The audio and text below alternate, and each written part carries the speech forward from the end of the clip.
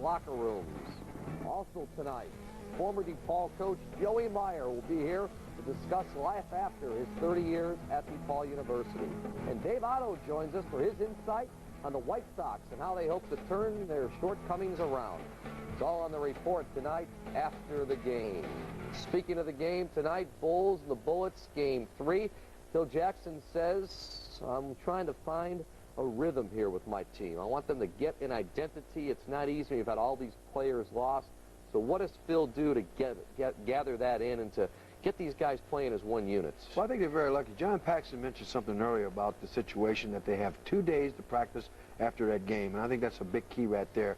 Try to get guys together. Now, it's not playing the game once you're at practice, but you get some type of a shape up under you, some type of rhythm up under you, and you get out and you just play hard. And the two key ingredients to that, one being Tony Kukoc, the other being Dennis Rodman. It's just a matter of letting them play through this. Now, it's a big difference playing at United Center and then going down to Washington and playing in their particular building and trying to get the Bulls untracked and doing what they have to do. I think you have to play through this and just let it fall where they may, Steve. In this particular time, I don't think Phil can do much but let the guys play. Hope they get in shape and get that rhythm going. I think some other people that have been there need to step up, one being Ron Harper, and let everybody else just fall into place. Coming up, Bulls continue their quest for a second consecutive NBA title and 5th in the last 7 years. Game 3 coming up. Michael Jordan working on 84 points in the 2 games. Stay with us. Why are Taurus owners turning to the all-new Century? Got it all. We're gonna turn some heads. Start with styling that's contemporary, not trendy. At Thoughtful Features, Taurus charges extra for. How much extra? Well, a comparably equipped Taurus costs, get this, over $4,400 more. Turning heads in Chicago. Taurus owners, welcome to the next century.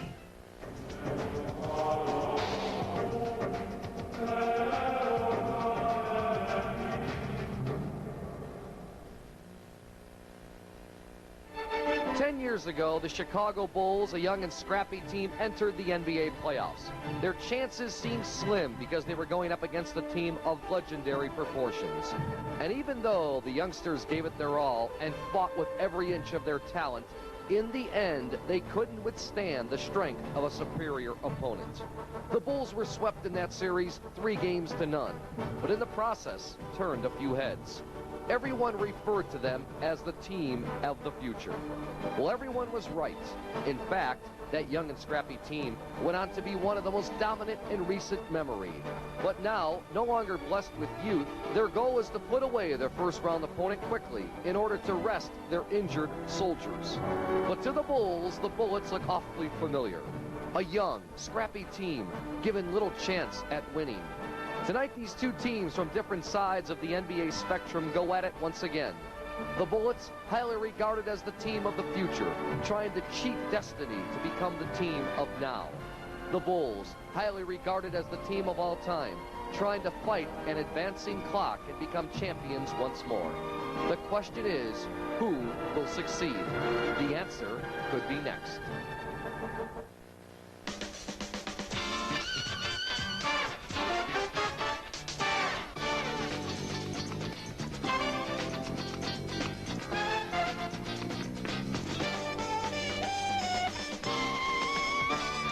Tonight, the Chicago Bulls go for the knockout punch as they try to advance to round 2 of the NBA playoffs for the 10th consecutive season. Tonight, live from the U.S. Airways Arena in Landover, Maryland. It's Game 3 of a best-of-5 opening round playoff series as the Bulls meet the Washington Bullets. Hi again, everyone. I'm Steve Cashel. Welcome to the Buick Dealers Warm-Up Show on World Champion Bulls playoff basketball here on Sports Channel. Well, 2 games are in the books thus far in the series. Both have been good ones as the Bulls maintain home court advantage with 2 wins. Game 1 had the Bulls victorious by 12, while in Game 2 it took a 55-point performance by Michael Jordan for the Bulls to beat a Washington team which had control throughout most of the game.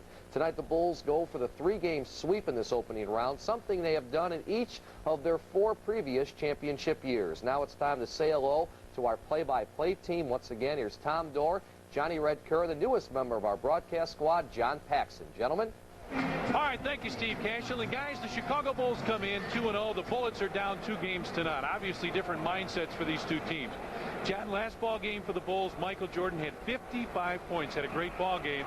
The Bulls got to win. Well, you're right, Tommy, but the first game he got 29 points. The Bulls could not pull away. 5 points, 6 points was the biggest thing. But Sunday, he was phenomenal. The 8th time in his career he had 50 or more points in a playoff game.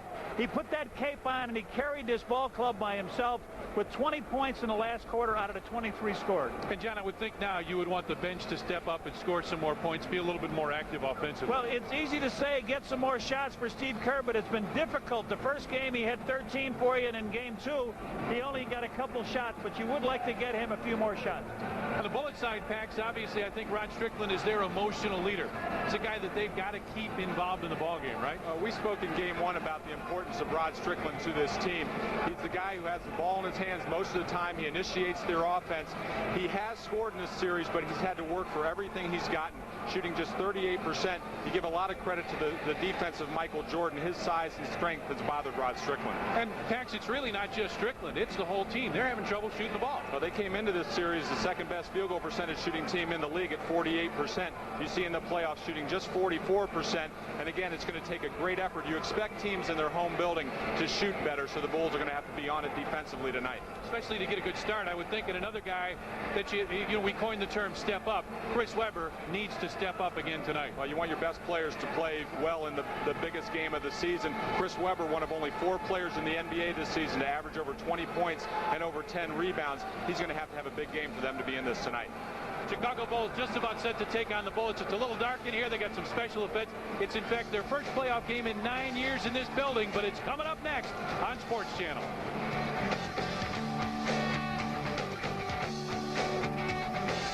Sports Channel's playoff coverage of the world champion Chicago Bulls is brought to you in part by your local Chevrolet and Geo dealers, people you can trust when you're looking for a good car value. Discover Card, proud partner of the Smithsonian's 150th anniversary. United Airlines is proud to be a participating sponsor of tonight's program. Come fly Chicago's hometown airline. Come fly our friendly skies. Brewery Fresh Budweiser, who reminds you fresh beer tastes better. Payne Weber. When you invest with Payne Weber, you invest with more intelligence. W1 by Raymond Weil, the cutting edge in time. Ameritech, your link to better communication. Experience cars and trucks built with a passion for the road, Mazda. And by Montgomery Ward, your headquarters for the official Chicago Bulls team shop. We may surrender our land, but we'll never surrender our pride! Okay. Our dignity! Our self-esteem. It's not doing much for me. We'll never surrender our Budweiser! We'll finish it before they even get here! Tony Phillips and the Sox want to kickstart the season and make it a rough day for the Angels in the outfield when they welcome Tim Salmon in Anaheim to Comiskey. Friday night at 7 on Sports Channel. We know the Sox inside out. The 97 Mazda Protege LX Sports Sedan. 13,745. Add cruise and power everything, and the price goes to... Add air conditioning, and the price jumps to... Add a CD player, and the price soars to... Add the best basic warranty in its class, and hey, you get the idea. Now get the passion. And 2.9 for 36. Ends April 30th.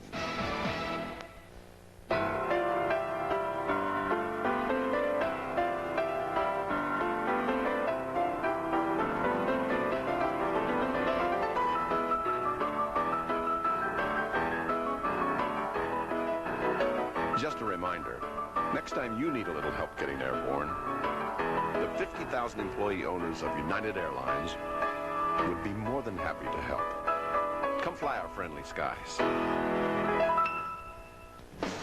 The Bulls have pulled a sweep in the opening round of the playoffs in 5 of the last 6 years. Tonight it's Game 3 as the Bulls meet the Bullets. Coming up, the opening lineups and the opening tip, and we'll continue with Bulls basketball on Sports Channel right after these messages.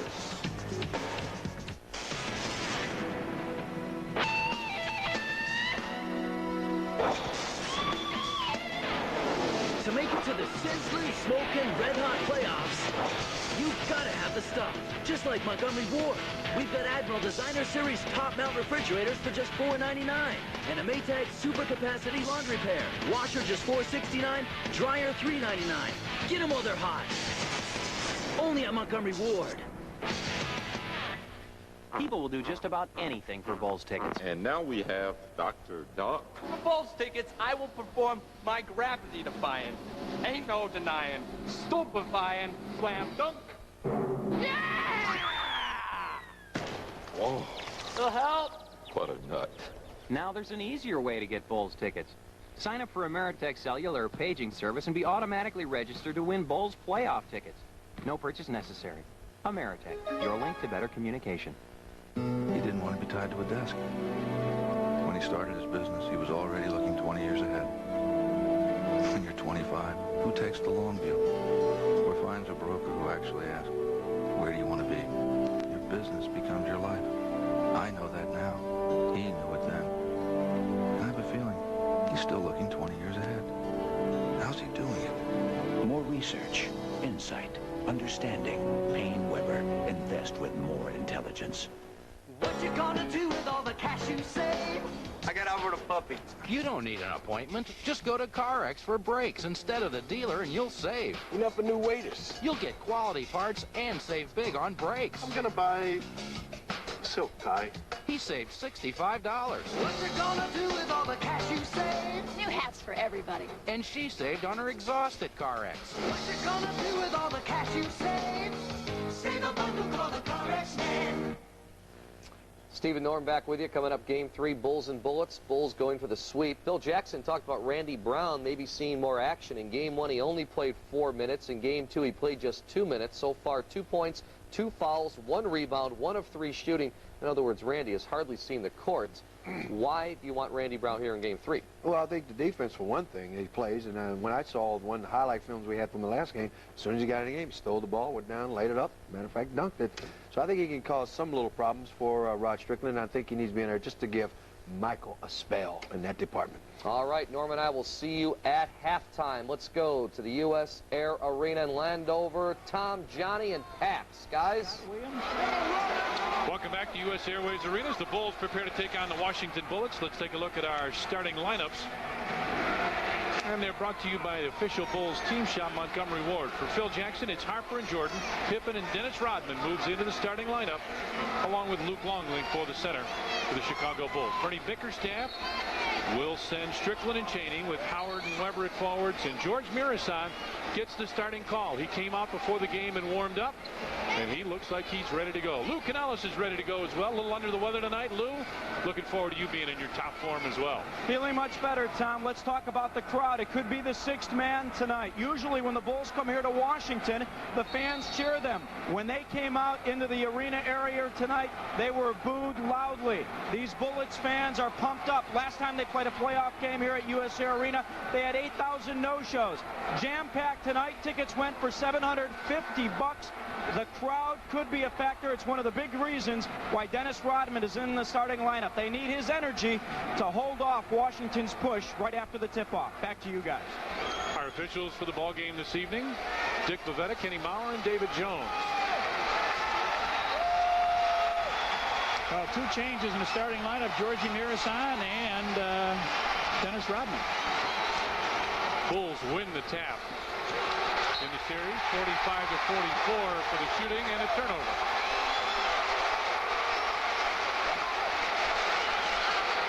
So the Bulls come at them. Mirasan up high for the screen roll. Longley stays with him. Now Mirasan trying to post up. Jumper from the left side from Calvert Chaney.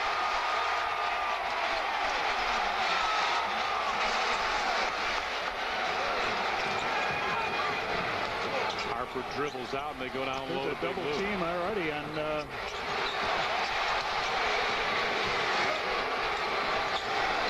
Mirasan stays with Rodman. MJ with 5 on the clock. 4 threes. Short, and Mirasan is right there. Already you see the energy of this team defensively coming out, applying pressure, and they often use Chris Webber as a guy to come double team. Offensive foul on Strickland coming on down. Michael taking a big body position on him, so Strickland picks up number 1. Well, Strickland's one of those guys that will oftentimes try to over-penetrate because he doesn't like settling for a 15-foot jump shot. Michael understands that. He had good position that time and drew the charge. And that's something now you got Rod Strickland with an early foul. MJ comes across to post up instead the Bulls with a quick reverse. Scotty goes right down the lane, dishes off. Luke puts it up, and it's tapped in by Rodman. Now you see that they have Murasan guarding Dennis Rodman. That allows him to roam and challenge shots. But Dennis is such a good offensive rebounder. Murasan came over that time to help on Luke's shot attempt, and Dennis was there for the score. Howard with a quick move from 12 hits.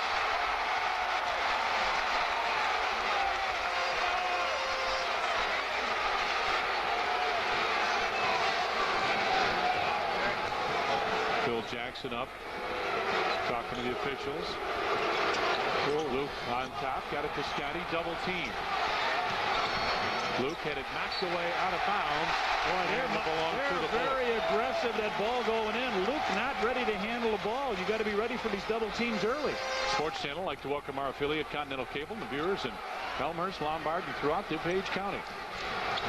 Strickland, great crossover move, comes into Luke Longley, and Big Luke will pick up the foul. And that's got to be one of the things, Pax, that concerns the Bulls coaches is when this guy gets going to the basket. Well, it's easier said than done, but what you'd like to do is stay in front of Rod Strickland. If you reach, it gives him an opportunity to cross over and get into the lane. He was able to do that. And what they do sometimes on offense is they run guys along the baseline. So the defender's backs are turned away from Strickland. He's able to get down there, and by the time you turn, it's sometimes too late. And in that case, he drew a foul. They're double teaming down here quickly already on different guys. Luke Longley, Pippen's got double teamed twice. I think what they're trying to do is they're just trying to take the Bulls out of their offense. Just coming early, not letting them set up in their triangle. That's where the Bulls are going to have to read it, move the basketball. Scotty flares out a little bit, now comes underneath and throws it away. Cheney is running on the opposite side hard. Strickland changes hands in the air and lays it in.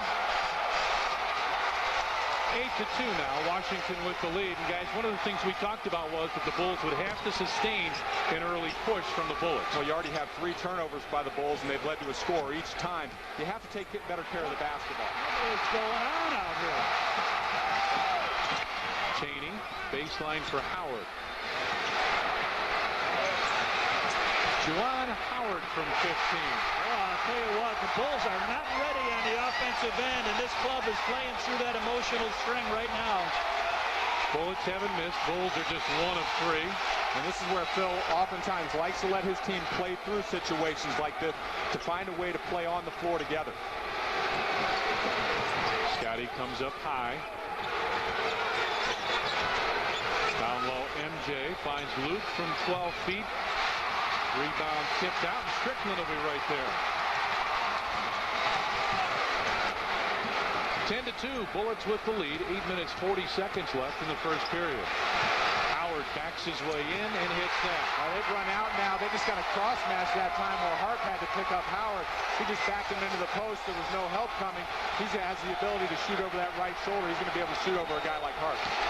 Guys, you've both been in situations like this with this kind of emotion. How do you play through this? What do you need to do?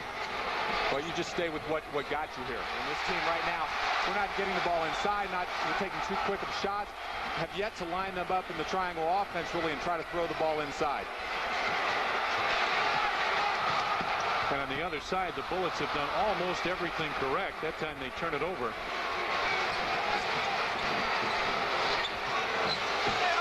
Harp thought about it, now hangs on. 4-2, the turnover story.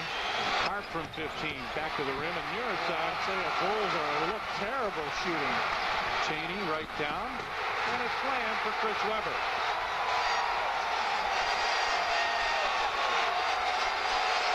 Phil Jackson is up off the bench. Let's see if he takes a timeout now.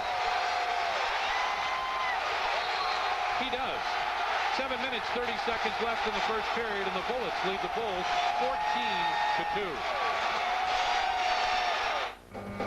14-2. You barely notice him, but he's on the field for every single Sox team.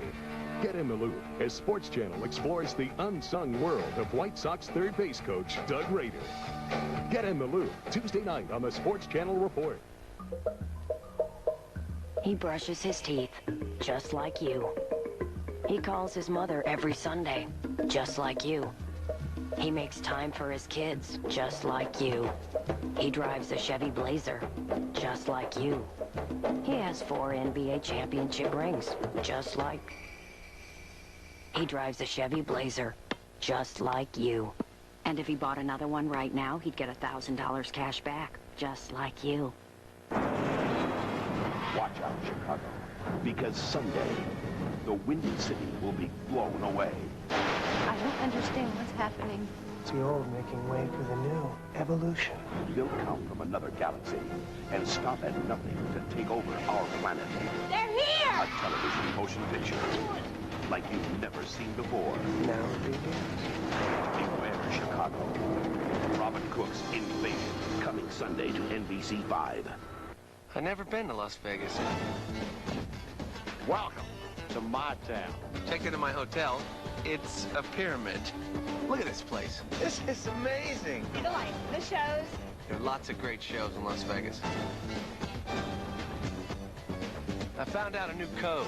24/7. It's 24 hours a day, 7 days a week. And they're not kidding. Never sleep. Totally amazing.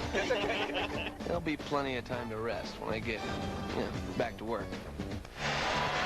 In May, the Sports Channel Report will dazzle you with some fascinating features, among others, In the Loop with Sox third base coach Doug Rader. Sports Channel Report in May, Chicago's championship headquarters.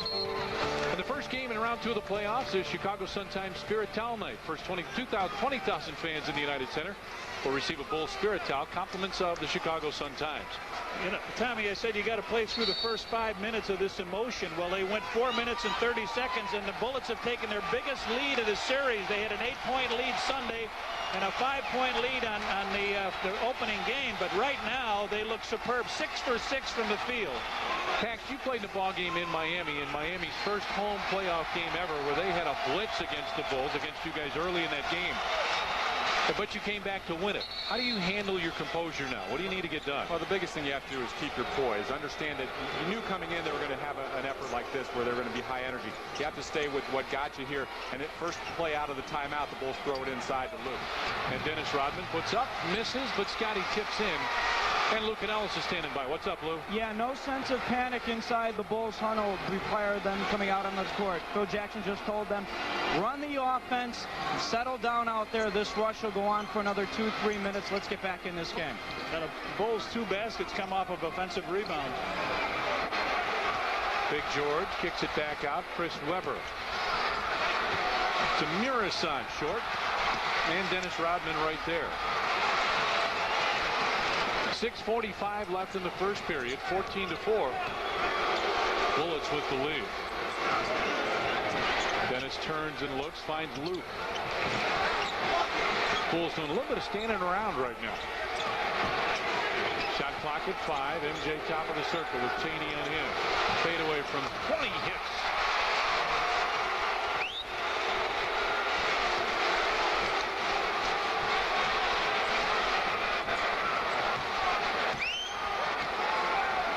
Murasan is high with Cheney.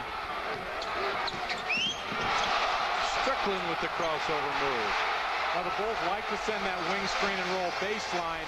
That time it's such a quick move, and Strickland generally doesn't pull up. They'd like to run him toward the basket where a big guy can come from the weak side and help. That's a shot that the Bulls would like him to take.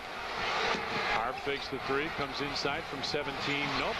And the rebound fought for. Dennis Rodman gets another chance for the Bulls. A lot of boos as MJ touches the ball. That's something that they asked for. Harp for 3, hits. And matching the Bulls' number of winning games this year, that's another $71 that goes to Charitables from CarX Muffler and Brake. So the Bulls kind of edging back into this one, guys. 16-9 now. Now here comes the same set that they ran the last time down. Bernie is a repeat coach. If something works, he'll go back to it.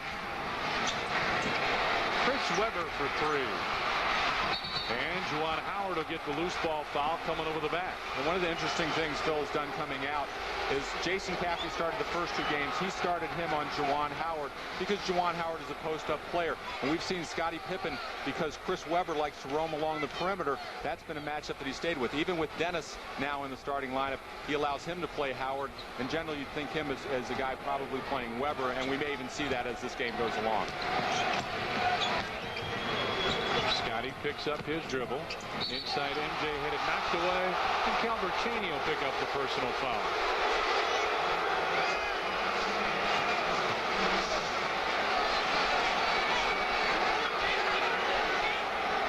Just a little over-aggressiveness by Chaney.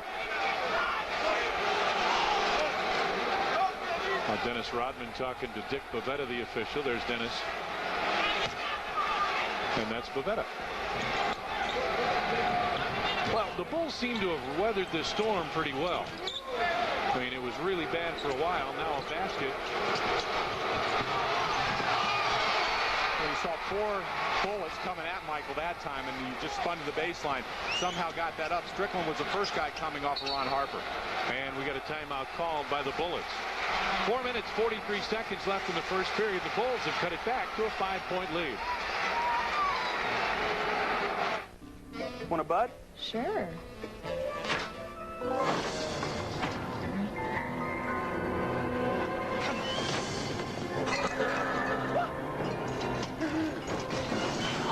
Are you okay? I'm fine.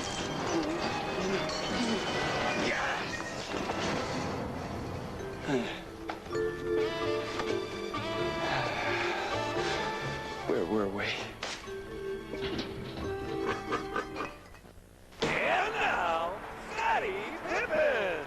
Winning is great, but it's what's behind the win that counts. Strategy, perseverance, and most of all, teamwork. What's true on the court is true on the street. Chicago neighborhoods are safer because of a new team at work, the CAP team. Residents, police, and the city teaming up to prevent crime. When you join the CAP team, everybody wins. Safe neighborhoods are everybody's business. Call 744-CAP and get with the beat. Welcome. My name is Fred Bartucci with Watson Motorsports, and as you can see, our phones are ringing off the hook, and we're going to tell you why. For openers, we just received over $10 million in special financing just for you. So no matter if you have good credit, bad credit, or no credit, with just $100 down, you can drive today. And don't forget, we have 4 lots with over 500 cars to choose from. So call us now at 708-388-5000.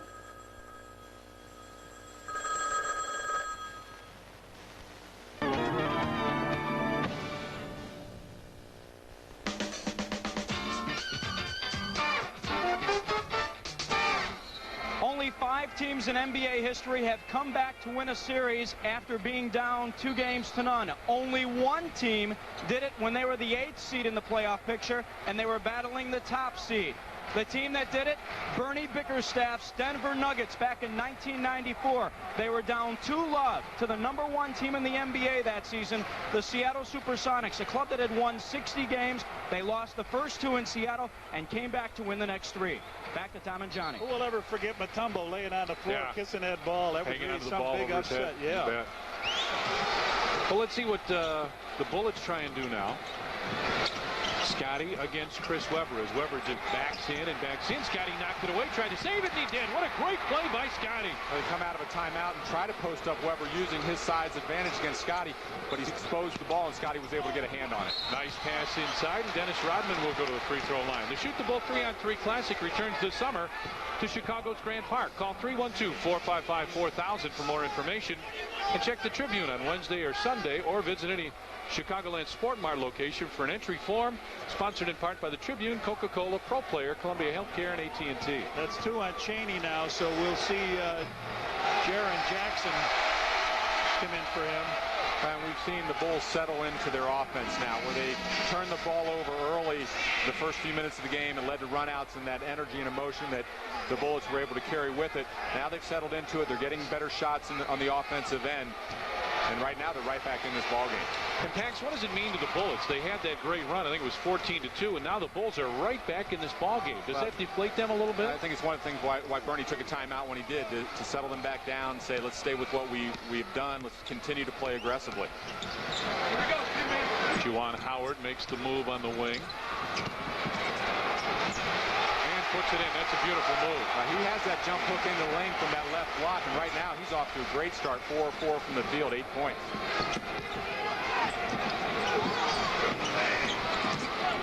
Randy Brown picks up his dribble. Back to MJ. Top of the circle jumper. Michael bangs it home.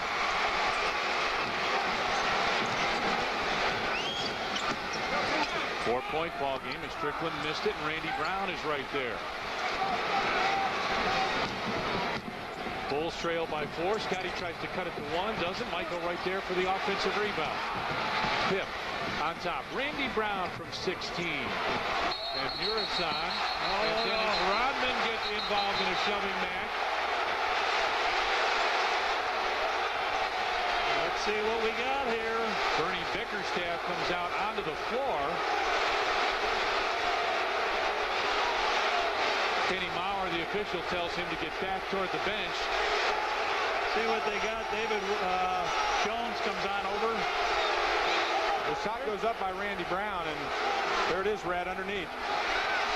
Just a little wrestling.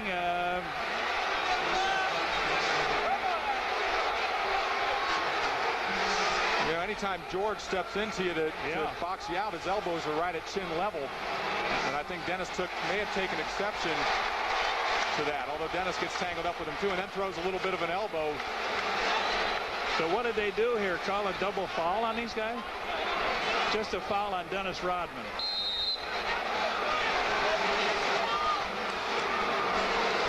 To 14 Bullets with the lead. And the thing you hate about this is this gets the crowd back into it a little bit and maybe gives them a little bit of fire. Now there's an offensive foul down low. Or through. Oh, you're right. Foul on Jaren Jackson. That's a big play. Because all of a sudden you could just feel the tension coming back into the building. We got to get Scotty a couple shots here. Bulls start with 2 guards high, and now Randy Brown goes behind.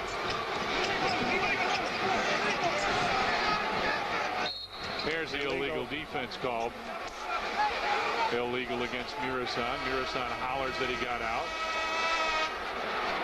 Murison talks to David Jones. Just the spacing of the Bulls offense that time.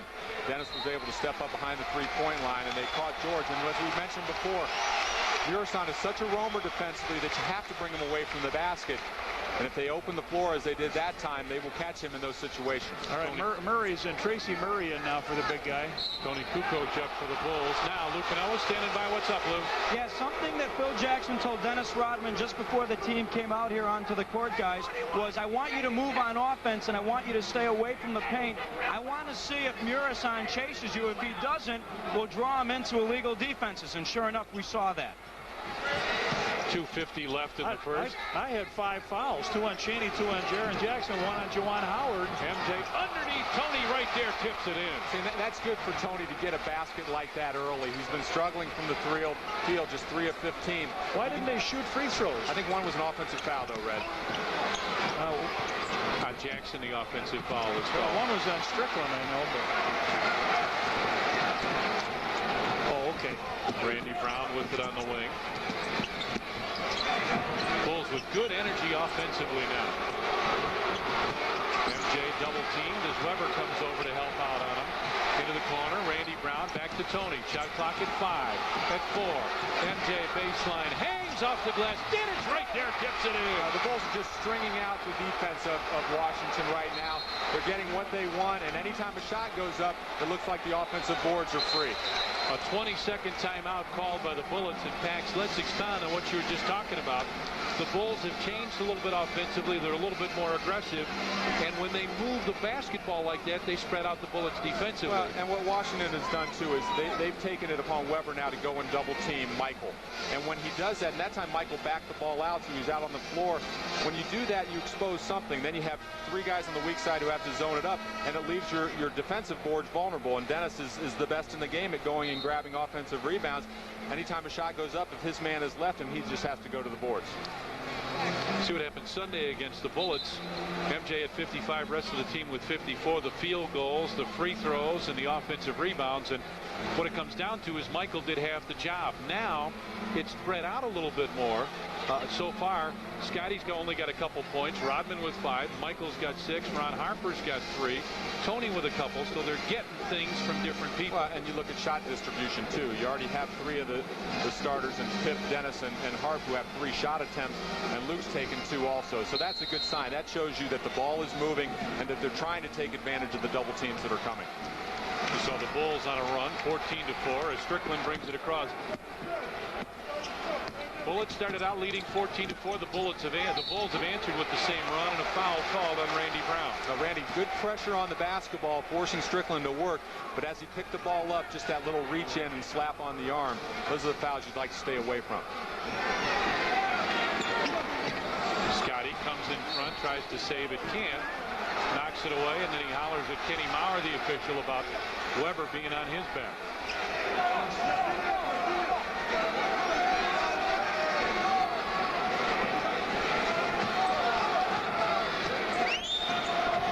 Tracy Murray had a great first half on Sunday against Tony Kukoc. Strickland goes inside on Harper. Looked like he put that left arm out. And Scotty called for the foul. Phil Jackson saying the same thing. Absolutely. Take a good look at this one and watch the left arm of Rod Strickland. All right, watch him make the move now. Watch the left arm. He just pushes Scotty off with that. But he gets a 3-point play out of it. And you saw Randy just get a little out of balance and allowed Strickland to spin. But this is kind of nice because Phil's had an opportunity now to put Randy Brown in the game, work Strickland a little bit, and Michael guards Jaren Jackson, who's really not an offensive threat. And right now he can get a little rest on the defensive end. Oh, Dennis is up in the jar there with his hand. It's a wonder they didn't take that away. Michael with 8 points. Good strong move by MJ, and it's back to a 1-point ball game with 1:10 left in the first period. Murray underneath, off the glass, and good. Scotty comes right down the floor, has it blocked out of bounds. A little bit out of rhythm that time. Scotty would have liked to have gone up a little bit stronger. Pip 1 of 4 from the field. Ron Harper comes in, and Michael will get a break with just under a minute left in the first period. Harvey Grant comes into the ball game. Juwan Howard will sit down. And Tim Legler will check in. Jaren Jackson comes out. And Bernie feels that now with Michael out of the game, he can put a guy like Legler in. You had Jaren Jackson in there to guard Michael. Now Legler with Hart back in the game, he feels he can match up with him, and you have a guy who can shoot it as well. Dennis comes across to set the screen. Tony bounces through. Nice pass to Rodman, who slams it. Well, 7 points by Dennis. Right, little setup of the screen and roll, and Tony with the nice pass.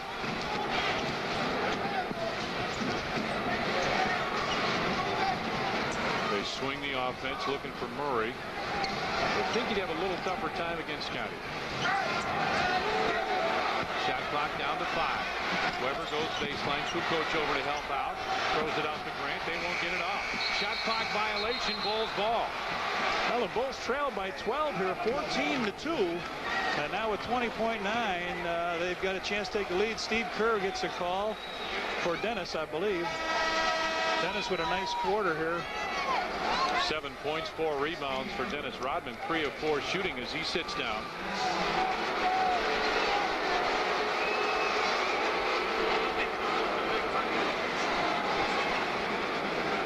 Should be the last possession of the quarter, and the Bulls with a chance to take a lead here. You really have some options now. You got Weber guarding Tony, and if you'd like, to put the ball in his hands and let him go at him a little bit. Set a screen for Scotty. Randy Brown pops up. 7 seconds left in the quarter. Kukoc goes down the lane, dishes off, baseline Randy Brown, in and out. Weber, too late. We played one period here in Landover, Maryland, and the Washington Bullets with a 14-4 start lead the Chicago Bulls 23-22. Phil Jackson felt that after watching the game tape of the first 2 ball games, Dennis Rodman looked uncomfortable coming off the bench. It showed in his numbers, just 8 rebounds game 2, 9 rebounds game 1, just a couple of points both games combined. He told Dennis today at the practice, earlier at the shoot-around, if you wear your knee brace, you'll start. Sure enough, he's wearing the knee brace. He started, and he looks much more comfortable out on the court. He played all but 22 seconds in the first quarter, guys. Had 7 points, 4 rebounds. Looked great on defense against Murasan. It's a different Dennis Rodman tonight than the one we saw the first 2 games. Back to you guys. Let's take a look at the first quarter stats now. Field goals, Bulls and Bullets. Each team with 10 makes. 10 less attempts for the Bullets, though. And then you saw the rebounds. About the same. And a different lineup on the floor for the Bulls now. Brian Williams, Scottie Pippen, Jason Caffey, Tony Kukoc, and Steve Kerr. Well, a lot of those, the reason the Bulls had 10 extra shot attempts, they went to the offensive boards and scored when they got there. Strickland takes his time. Now picks up his dribble. Gets it back, had it knocked away. Murray off the glass and good. And Pax, I would think that they really need Tracy Murray to play well. He's played well in the series so far, averaging over 17 a game, and he's the only guy coming off the bench that has scored for them. Actually, the only guy who scored a field goal in the first 2 games, so they need his production. Ryan Williams backs his way in, had it knocked away. Shot clock at 8 at 7. Williams spin move inside with the jump hook off. Rebound Jason Caffey, saved it. Murray right there. And Murasan set to check in. 25-22 Bullets with the lead. Strickland backs in against Steve Kerr. To Chris Weber for 3. Way off.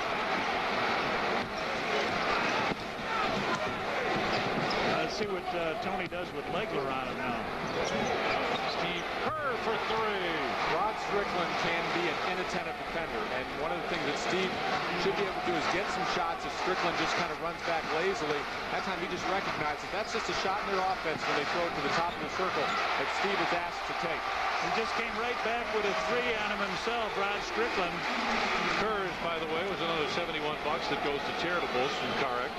Well, they only gave Steve 2 shots in that last game, so it's good to see him getting one early here.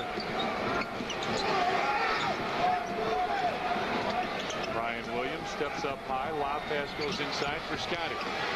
Pip fakes one way, gets it back. Steve Kerr open for 3. Nice shot, too. That's a great shot out of the offense. Lob pass. Great defense by Scotty to knock it away, and a foul call.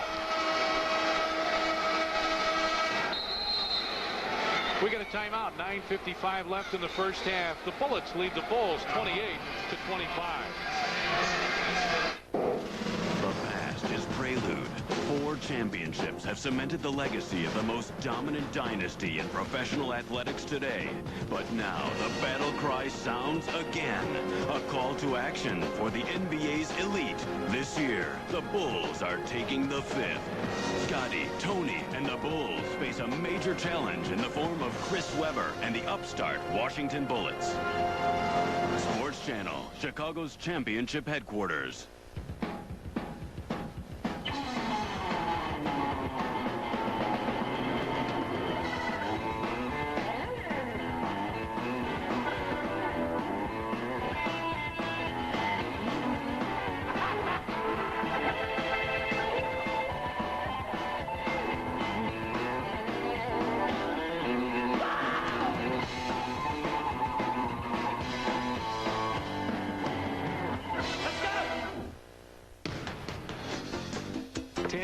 In the league. These legs have more miles on them than most minivans. That's why I never play a game without my Gensana. Ginsana's got G115 ginseng, the real stuff. The lasting energy of G115 is real. It's what makes Ginsana different from everything else on the shelf. You can feel your age, or you can feel your Ginsana. Feel your Ginsana. 28-25, Bullets with the lead over the Bulls by 3. And Reg, as you look at what's happened so far, I think the Bulls answered the charge very early. And now the Bullets aren't going to get a lot of rest. Their starters are going to play. It seems like they got about a minute, and then they come right back in, like George Murasan, who's been injured. They need these guys to play well, and they need them to be well rested. Now look at what George did during the regular season, almost 69% from the field. Michael Jordan will come back in. Al Gore and Tipper Gore at the ball game. Oh, we got a quick second as David Stern is also here. He was in Minneapolis last night. Got a quick second condolences to Mike Reicho's family, the Pulitzer Prize journalist who passed away, worked for the Tribune, good friend of mine, and popular writer in Chicago. Absolutely, John.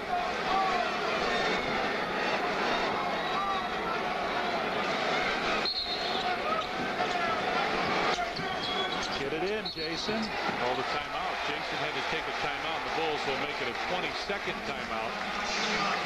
I think you still could have got that ball in. Phil will look at his team and say, how about we move? That's a situation. That's good coaching by Bernie Bickerstaff coming out of a timeout to jump the Bulls like that.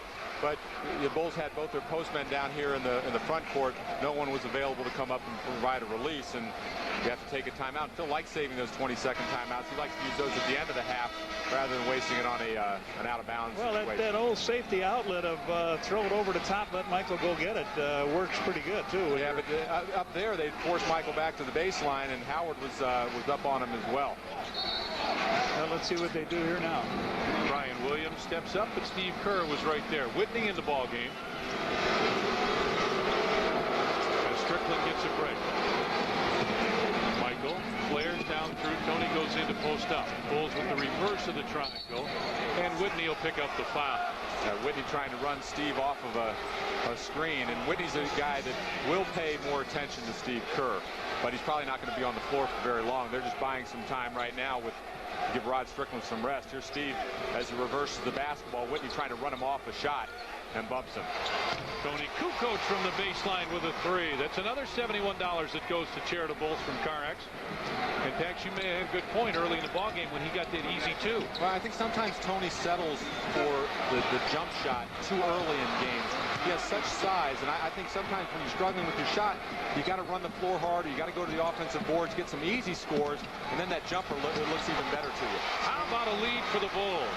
Now, the Bulls only had 2 hoops in that quarter, a 3 by Kerr and a 3 by Kukoc, and now that little J by Steve Kerr. 30-28, Bulls with the lead. Murasan with the lob inside. Puts it up. And a foul called on Brian Williams. Brian thought he had all ball, but not to be. Down they go, very deep position, a little fake. Brian goes up with the right hand. It looked like the extension of the hand, didn't it? It looked like Murasan could have caught it and taken it right up to the rim, because Brian Williams, as we've seen, likes to three-quarter or front those post passes, and George just wasn't able to gather himself and take it up to the basket. Looked like a pretty good block. Now Strickland has to come right back in again.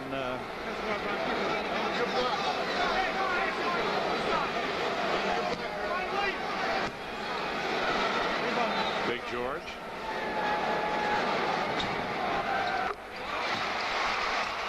Ties it back up at 30.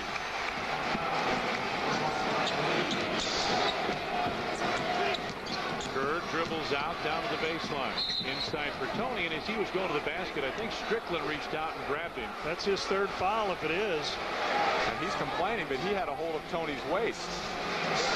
And one of the things that you want to do with Rod Strickland is make him defend. We talked about it in game 1. And anytime you screen him, he'll get hung up. And there you see the grab. There he is. Right around the waist.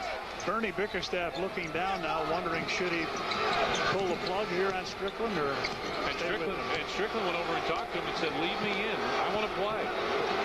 MJ goes down to Tony. Kukoc turns and looks. Drives baseline. Tony double pumps inside, looking for Brian Williams. Comes down with it. Brian Williams with a left hand. We saw him do that in game one, score over the top of Murasan. He's had some big baskets going right at George, hasn't he? So the Bulls take the lead back by a pair. Howard one-on-one as they clear out. Strickland. Good job.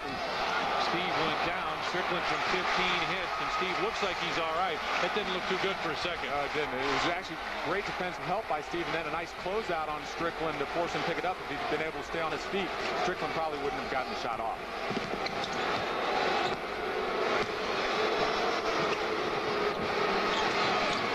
Steve Kerr looks a little winded as he goes out. And a foul on Tracy Murray.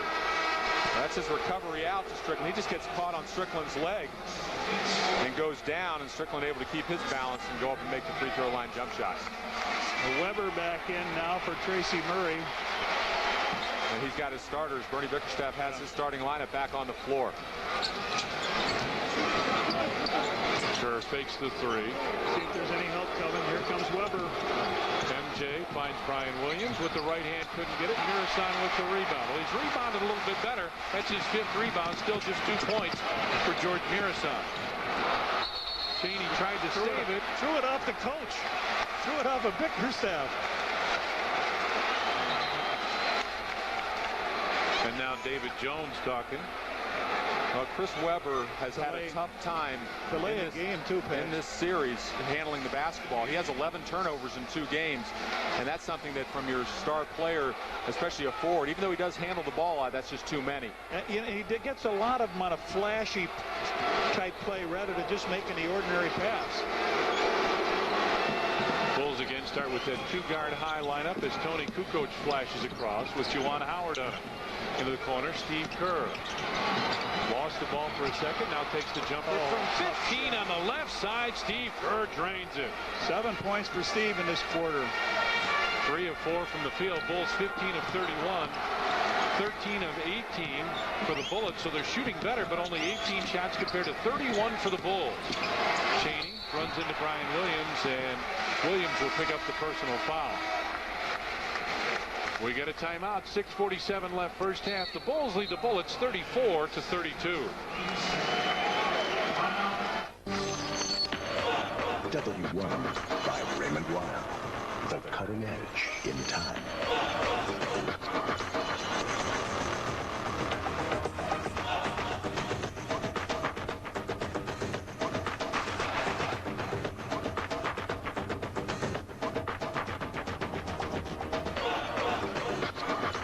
Time for the next generation.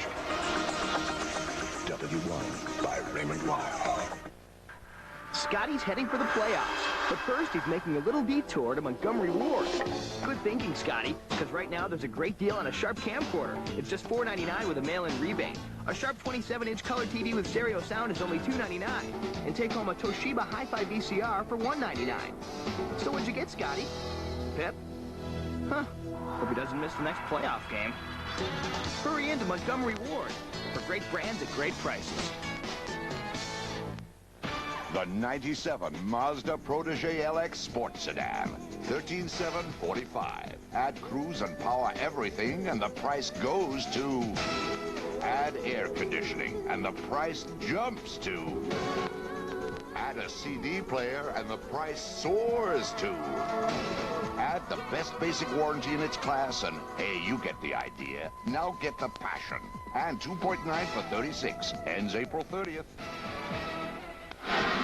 Welcome back to US Air Arena. We're standing alongside the president of the Washington Bullets, Susan O'Malley. And boy, will you give us an idea of the excitement that this Bullets team has generated in this area since the last month of the regular season? This place was rocking the night. Oh, yeah. We said we haven't had this much fun since Wes Unseld was in shorts. This has been a long time coming. We're enjoying it. Now I'm going to ask you the chick question, as you called it. What's it like being a female in a business dominated by males? You know what? You always get their attention, that's for sure. David Stern runs a good ship. Never have any trouble, and I think it starts at the top. It's a great job. Thanks, Susan. Thank you. Susan O'Malley, the highest-ranking woman in major sports, president of the Washington Bullets. Back to you guys. liked her comment, too. I'd read that earlier about how last time they were this excited is when Unseld was in shorts and running around out here. Albert Cheney with a chance to tie. A couple free throws coming up. He's got 2 points in the game. He just does not look comfortable on the free throw line. A guy who doesn't get there very often. And we talked about this before in game 1. He shoots it so well. He has such a nice stroke, but it's a little different when he gets up there on the free throw line. First game in round 2 of the playoffs is Chicago Sun-Times Spirit Towel Night. First 20,000 fans in the United Center will receive a Bulls Spirit Towel. Compliments of the Sun-Times. Oh, you're right, Pax. He didn't look too comfortable. Good free throw shooter. And Bickerstaff had to take Strickland out after that last time out with the 3 fouls and Whitney back in the ballgame. MJ fades from 15 and hits again. 36-32 now, Bulls with the lead. Michael 5 of 8 from the floor. Cheney down low for Juwan Howard with Rodman on him. Steve Kerr comes to help. Whitney for 3 hits. That's the first basket off the bench for them in the 3 games outside of Tracy Murray. And Whitney has that capability of shooting 3-pointers. Made 58 of them on the season, and he's a young player who's pretty aggressive, and he'll take this challenge on, getting some minutes. MJ top of the circle for 3, back to the rim. And Scotty right there picked it up. Pip finds Dennis Rodman off the glass, and Dennis with a good ball game. Nice job by Scotty drawing Murasan to him, and at the last minute giving up to Dennis, allowing him to get the ball to the basket. Bulls lead it by 3, coming up on 5.5 left in the first half. Howard cut off by Rodman, baseline jumper, and Dennis right there for the rebound. Well, guys, since it was 14-4, the Bulls defense has stepped up, and the offense is starting to move a lot better. Well, not only has the defense stepped up, but what happened early in the game when they... Whoa, offensive foul. Luke went right over and just creamed Whitney. When the Bulls were struggling early in the game, they were turning the ball over. We talked about 4 turnovers. That turnover by Luke is the first one since the beginning of the game. That was just an acting job by Whitney. When you look for a screener, you look to see if Luke got both feet down and stayed solid. He did, and that was just Whitney running into the screen and getting the call. Murasan fouled by Luke. Longley goes right over to Dick Lavetta and starts talking to him. Luke may have lost his concentration a little bit, too, after that. He was upset at the call. Yeah, the foul on this one, on this end, causes the foul on that end, unfortunately.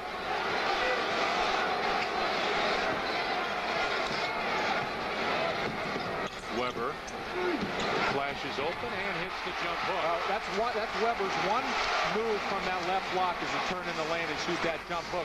You try to turn him out to the baseline and make him shoot a jump shot. And Phil staying with Luke, even though he has the 3 fouls. He almost got a 4th. Kerr, baseline jumper. Dennis Rodman right there again. Oh, and then he throws it away, and now Michael's got to beat Cheney down there and finally just lets it go out of bounds. Just a little lazy pass by Dennis coming out, one-handed. Didn't have a good grip on the ball. Shoot the Bull 3-on-3 Classic returns this summer to Chicago's Grand Park. Call 312-455-4000 for more information. Check the Tribune on Wednesday or Sunday, or visit any Chicagoland Sport location for an entry form. Bernie Bickerstaff takes Murasan out of the game, and that affords Phil Jackson the opportunity to go small, bringing Tony Kukoc off the bench and Luke being in foul trouble. Howard had it knocked away. It'll belong to the Bullets with 20 on the shot clock and 4:25 left in the first half. Murray comes around the screen, missed it, but Calbert Cheney is right there.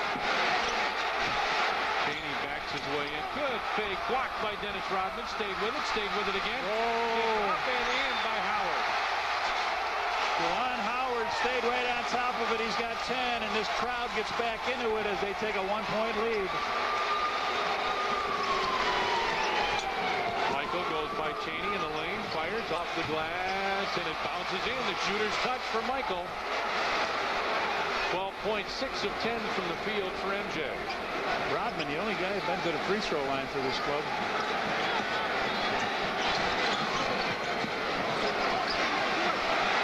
Shot clock at 10 as Cheney looks to make the move.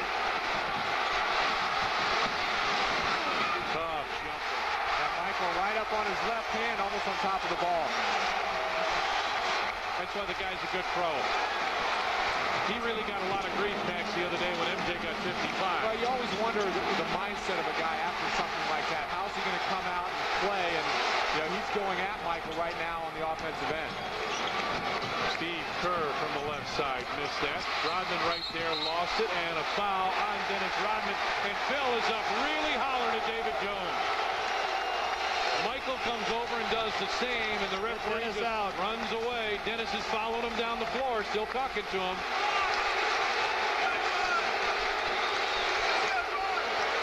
Looks very amicable. I mean, Dennis just saying, I think there's what happened. Maybe you could watch this. With Chris Whitney in the lineup, you don't see the same offense that you see when Rod Strickland. With Rod Strickland, a lot of screen and roll. Right now, Whitney's on top of the floor by himself. They're running baseline screens for their shooters. They throw it away. We've got a timeout on the floor. 2:49 left in the first half. And as we go out, you'll see what happened on the foul called on Dennis. Bullets lead it by 1. James Burke here. Connections 3 on TLC is a show about exactly that. The connections between things. Like that rather nice bottle of Chardonnay, which in fact is vitally connected to your laptop, and that brilliant bunch of yellow tulips, and that crunchy bowl of cornflakes. You'll find out how on Connections 3. A journey across the great web of knowledge that links everything to everything. That's amazing. All you have to do is look around. Connections 3, Sunday at 7 Central on TLC. Adventures for your mind. Cheers.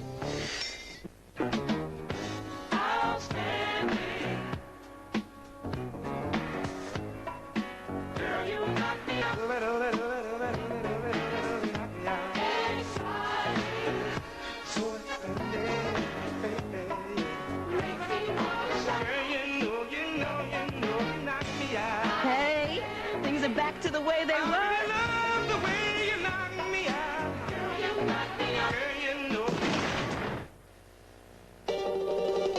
You want a pie? Go see Grandma. You want it stuffed? Hey, see a taxidermist. You want deep dish? Here's a shovel. But if you're looking for something different, something better, come to Bertucci's for our handcrafted brick oven pizza. You get a light, crispy crust and a sophisticated taste that could only come from a Bertucci's brick oven. Now, doesn't that sound better? Bertucci's. Our brick oven makes it better.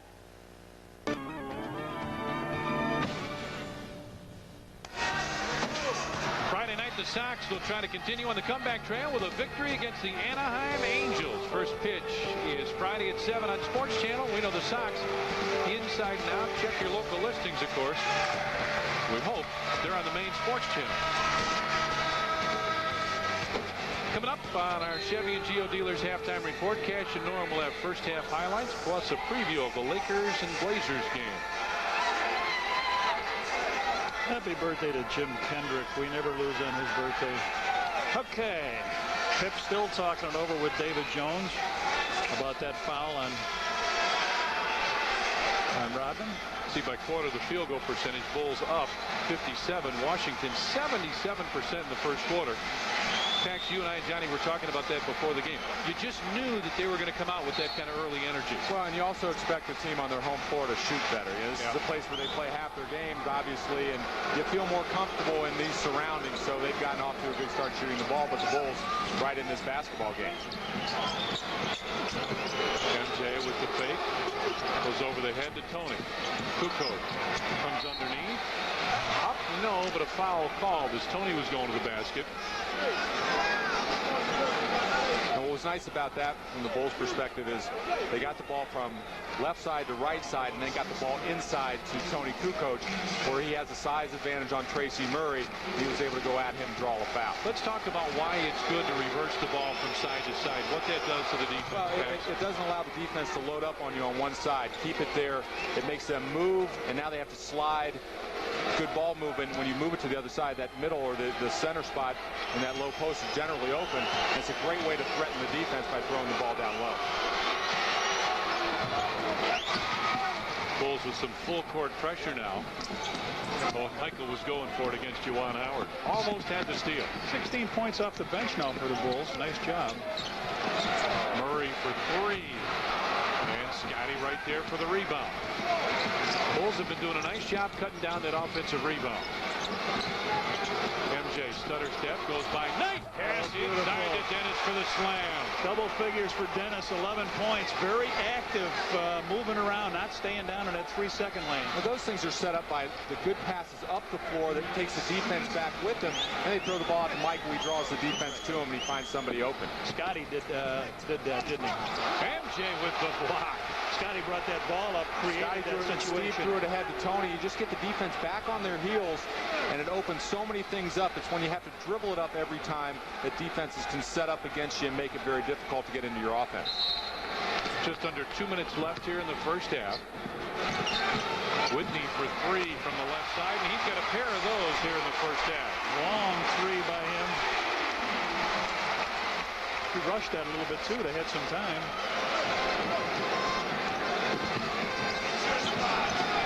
Phil Jackson hollers out, get to your spots. Just wants them to get in the offense. Offensive foul on.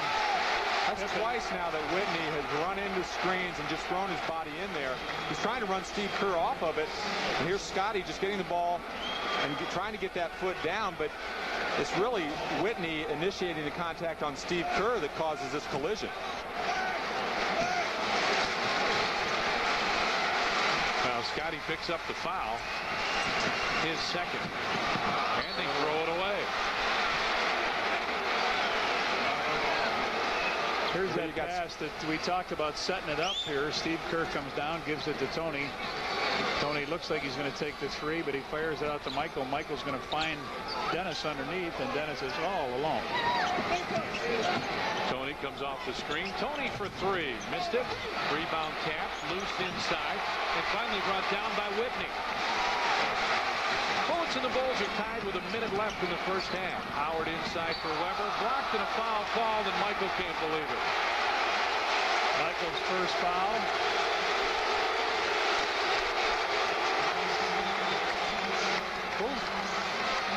Juwan Howard on the way up finds his old college teammate. Michael gets the foul. Weber with 2 free throws.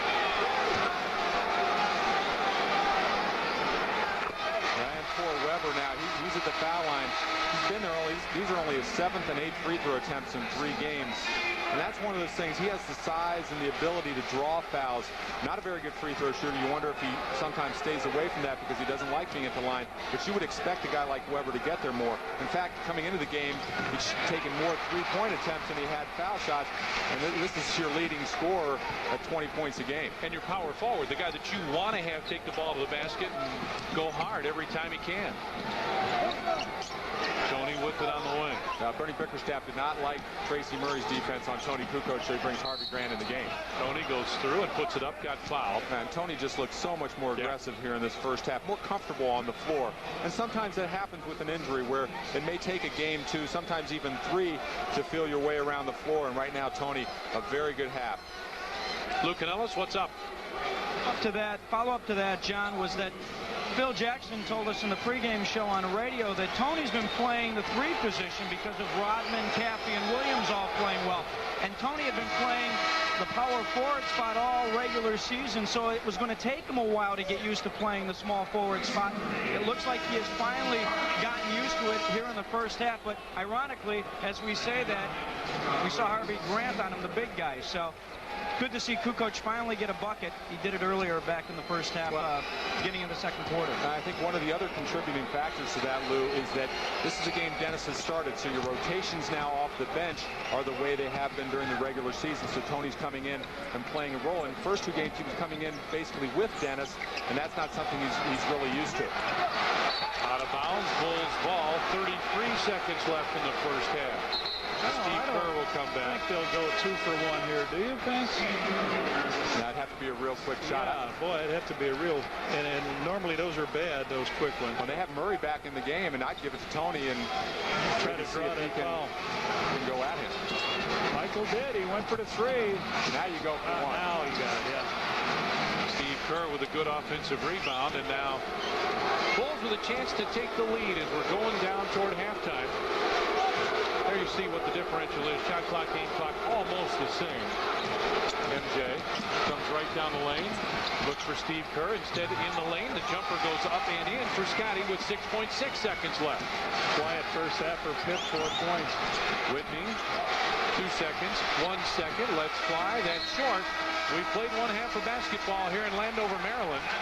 And the Chicago Bulls withstood a 14-4 first quarter rally by the Bullets. And the Bulls lead it at halftime here, 48-46. Now let's go back to our studios one more time. Here's Steve Cashel. All right, Tom and Johnny, nice comeback by the Bulls. Coming up here in our Chevy GL halftime report, Norm and I will go through the highlights of the first half. We'll also take a look at tonight's late-night matchup out west. But first, as always, it's the Ameritech Call of the Half. Back to Tony. Shot clock at 5. At 4. MJ baseline. Hands off the block. Get it! The Bulls just swinging out the defense of Washington right now.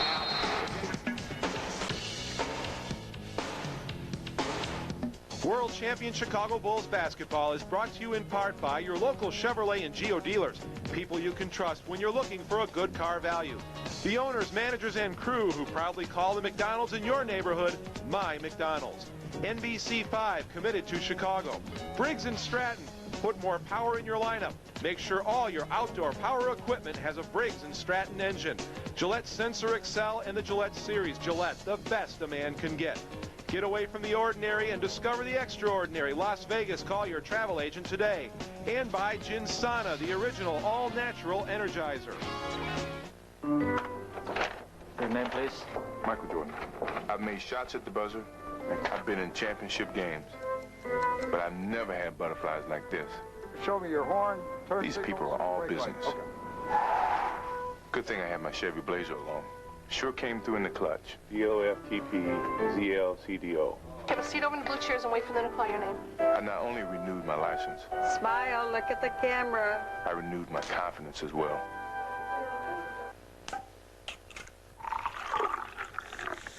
Nothing quenches your thirst like a cool can of soda. But why does it satisfy? From the caffeine buzz to the carbonated fizz, do you really know what you're drinking? Alan Krzyzewski shows you what makes your soda pop. How much caffeine you're getting, even when you think you're not getting any.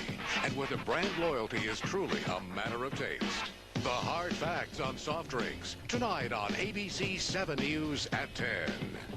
Well, not much of a crowd here today, but it should be a good game. All right, Stewart's batting 3 here. Hold my Budweiser. I'm going to go find those guys. All right, Wegman toes the rubber. Delivers. Whoa, a long drive to left field. That ball's going to carry. It's going out of here. There's one lucky fan out there, but he's got something in his hands. Look at him. What's he going to do? He's got to make his move. His other one's good. Oh, that ball bounced about 20 feet off his head. Please, just let go of the beer. Let go of the beer, son. Lots and lots, tons and tons of tennis balls. Some of the things that are on my Discover card statement, I travel quite a bit. Ooh, I didn't know that the golf balls were around here. Just relax, enjoy nature, and very good. Babidochromis, Caeruleus. They don't want to play with me now because I beat them 90% of the time. I'll take out $100 to buy the bait, gas up the boat. How many credit cards make a statement like that? Let's see, what else do I have on It this? pays to Discover. Use it where you see the Nova sign.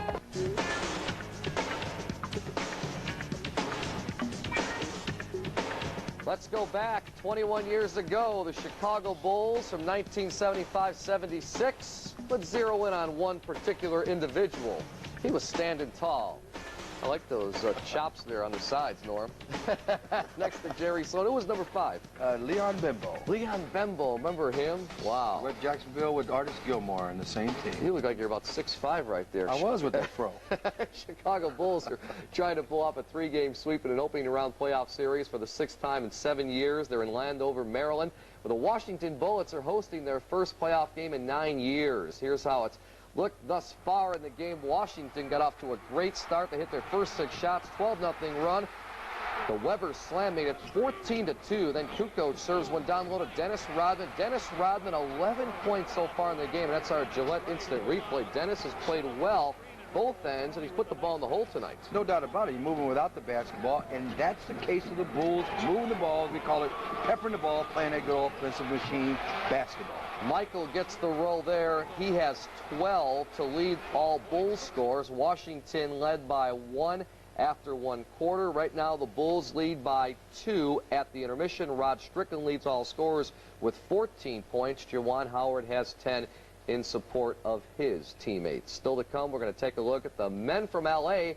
and their attempt to sweep away the Trailblazers and get you set for second half action from the nation's capital as our Chevy Geo halftime report continues. This halftime break is brought to you in part by Brewery Fresh Budweiser. Now introducing new Born on Dating. It's the day your Bud was born because fresh beer tastes better. Just when you thought it was safe to have a quiet family dinner, Ameritech Caller ID to the rescue. See the names, get the numbers, return the calls later. Call 1-800-709-LINK to order and get a free Boston Market Big Feast, a $20 value, during the Ameritech Feast on a big deal. Your quiet family dinners depend on it. Ameritech, your link to better communication. Be active, be cool, but beware. Use an ordinary stick antiperspirant, you get flaky white stuff. Until now, Gillette introduces new Clear Stick. It's clear, so it can't leave a white residue. And it glides on smooth and dry for maximum strength stick protection. No stick protects you better against odor and wetness. So don't get the white stuff, get the clear advantage. New Gillette Clear Stick. Or try cool, refreshing Clear Gel. Watch out, Chicago, because someday the Windy City will be blown away. I don't understand what's happening. It's the old making way for the new. Evolution. They'll come from another galaxy and stop at nothing to take over our planet. They're here! A television motion picture like you've never seen before. Now it begins. Beware, Chicago. Robin Cook's Invasion, coming Sunday to NBC5.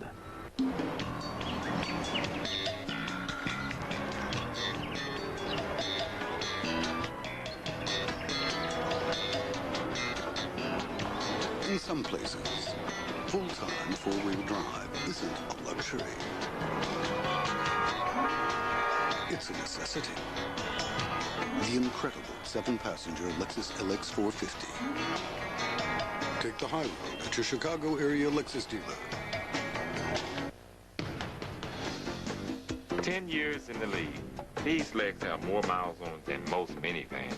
That's why I never play a game without my Gensana. Gensana's got G115 ginseng, the real stuff. The lasting energy of G115 is real. It's what makes Gensana different from everything else on the shelf. You can feel your age, or you can feel your Gensana. Feel your Gensana.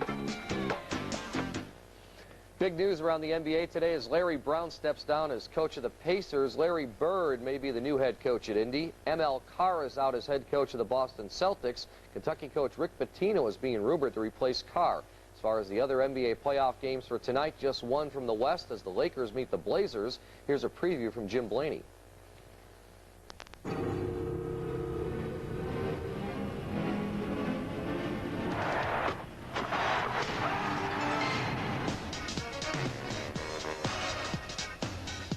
Tonight, Shaquille O'Neal looks to help the Los Angeles Lakers become the third Western Conference team to sweep in the first round as they take their show on the road to Portland. The last time Portland made it past the first round was 1992, when they advanced to the NBA Finals against the defending world champions, the Chicago Bulls. In order for the Blazers to avoid a quick elimination, they must stop Shaq. In Game 1, Shaq was on a mission as he came out and burned Portland for a game-high 46 points. It was all showtime for the 7-footer as he put on his own jam session in front of the likes of Magic Johnson and Jack Nicholson. In Game 2, Shaq scored 30 points, giving the Lakers a 107-93 victory and a 2-0 lead in the series.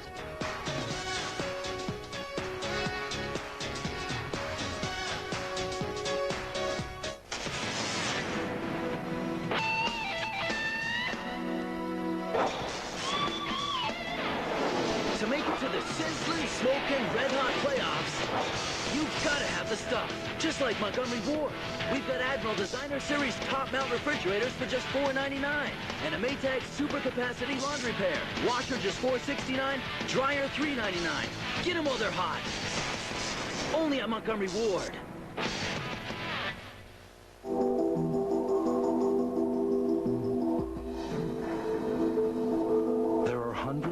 mowers to choose from, with a broad range of quality features designed to meet your needs.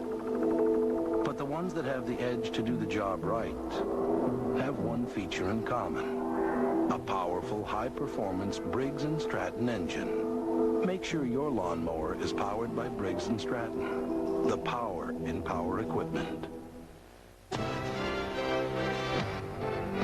Keeping your business running like clockwork. We understand how important that is.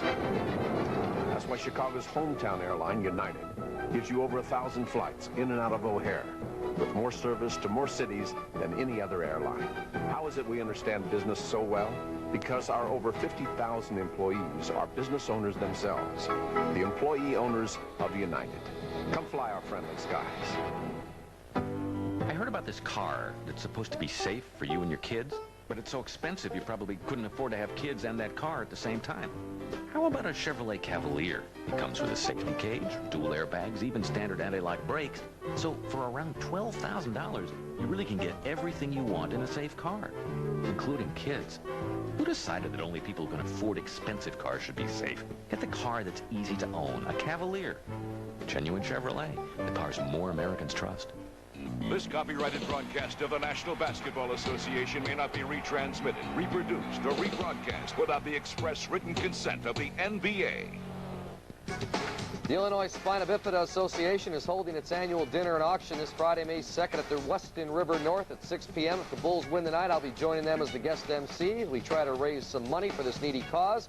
We're auctioning off more than 400 items from the world of sports and entertainment, including travel packages. For more information on the dinner and to see how you can get involved, please call 630-637-1050. Great cause. Right now, Bulls leading at halftime over the Washington Bullets, 48-46. Good balanced scoring. You know, Michael had a whole slew of points, 28 of them Sunday at halftime. Right now he has 12, but Rodman has 11, Tony has 9, Kerr has 7. Better balance today. No doubt about it. And I think going into the locker room, if you worry about that because you make your adjustments, you have to talk about more than one or two people in this situation. That's why I like that balanced attack. And when you need to go to Michael, go to him. This, as far as I'm concerned, is a beautiful thing to watch when everybody's touching that ball and you don't know what to do with that type of thing on the defense. And now you got them pretty well set back on their heels, that being Washington, and trying to watch whomever comes in. When you got Dennis being as active as he is, I think that is the key right there, along with the fact that Strickland has 3 fouls at this particular time, so it limited his aggressive play, even though he led the scores with 14 points on the Washington side. So it's a new half, and I think your balance and your approach to this will be a little different. Now you may see Scotty take off and get involved in the offense, and I think that is something that the Bulls, like an ace card, a trump, to use right there. How big was it to weather that storm early on when the Bulls were down 14-2? It seemed like Washington always gives it their best shot, and then all of a sudden they know the Bulls are going to come back. The Bulls come back, and mentally it has to be draining on this team. Well, it's not just Washington, Steve. Most of the time, it's any team that comes home and their crowd's going to get into it. If you got any backing and following of your crowd, they're going to be pumped up, ready to go. Now, any other team, I'm going to say, hey, they might have folded. You're talking about the world champion Chicago Bulls. They've been there before. They know how to handle that type of thing. You notice Phil didn't call a timeout. For all you well-to-do coaches out there that second-guess and bring about these conspiracy theories, that's just experience at its best right there with a veteran ball club, and they knew how to handle it. All right, second half is about to start right now. Bulls leading the Bullets by 2. Following these messages, we'll head back out to the U.S. Airways Arena. Rejoin Tom, John, Paxton, Little Lou for the call of the second half. Norm and I will see you after the game for an extended post-game show. We'll be live in both locker rooms. Enjoy it.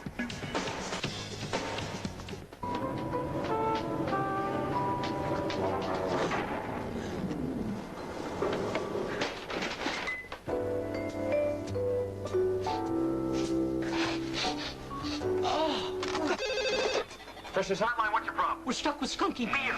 So it's not Budweiser? No! Remain calm, sir. We're on our way. Next time, look for this! Born on Dating from Budweiser. What fresh beer tastes like. Precious Hotline. Could we order some Chinese? Tonight, go live in the locker room for complete coverage of the Bulls and Bullets in Game 3. Plus, the Sox look for 2 straight, and Joey Meyer will give his first interview since his firing. It's all after the game. My drug use started at the age of 9. I was addicted to heroin from 16 until I was 30. Twice in prison. I lost my family. my children. I mean, you wake up every morning and say, my God, am I going to make it through the day? Am I going to get killed? Am I going to have to kill somebody? It was a living nightmare. And I decided then that I was either going to end my life or I was going to quit drinking and drugging. Don't start. Leave it alone. It's not worth the gamble. Distinct, capable, real. The new 97 Jeep Wrangler is still what it's always been, but better.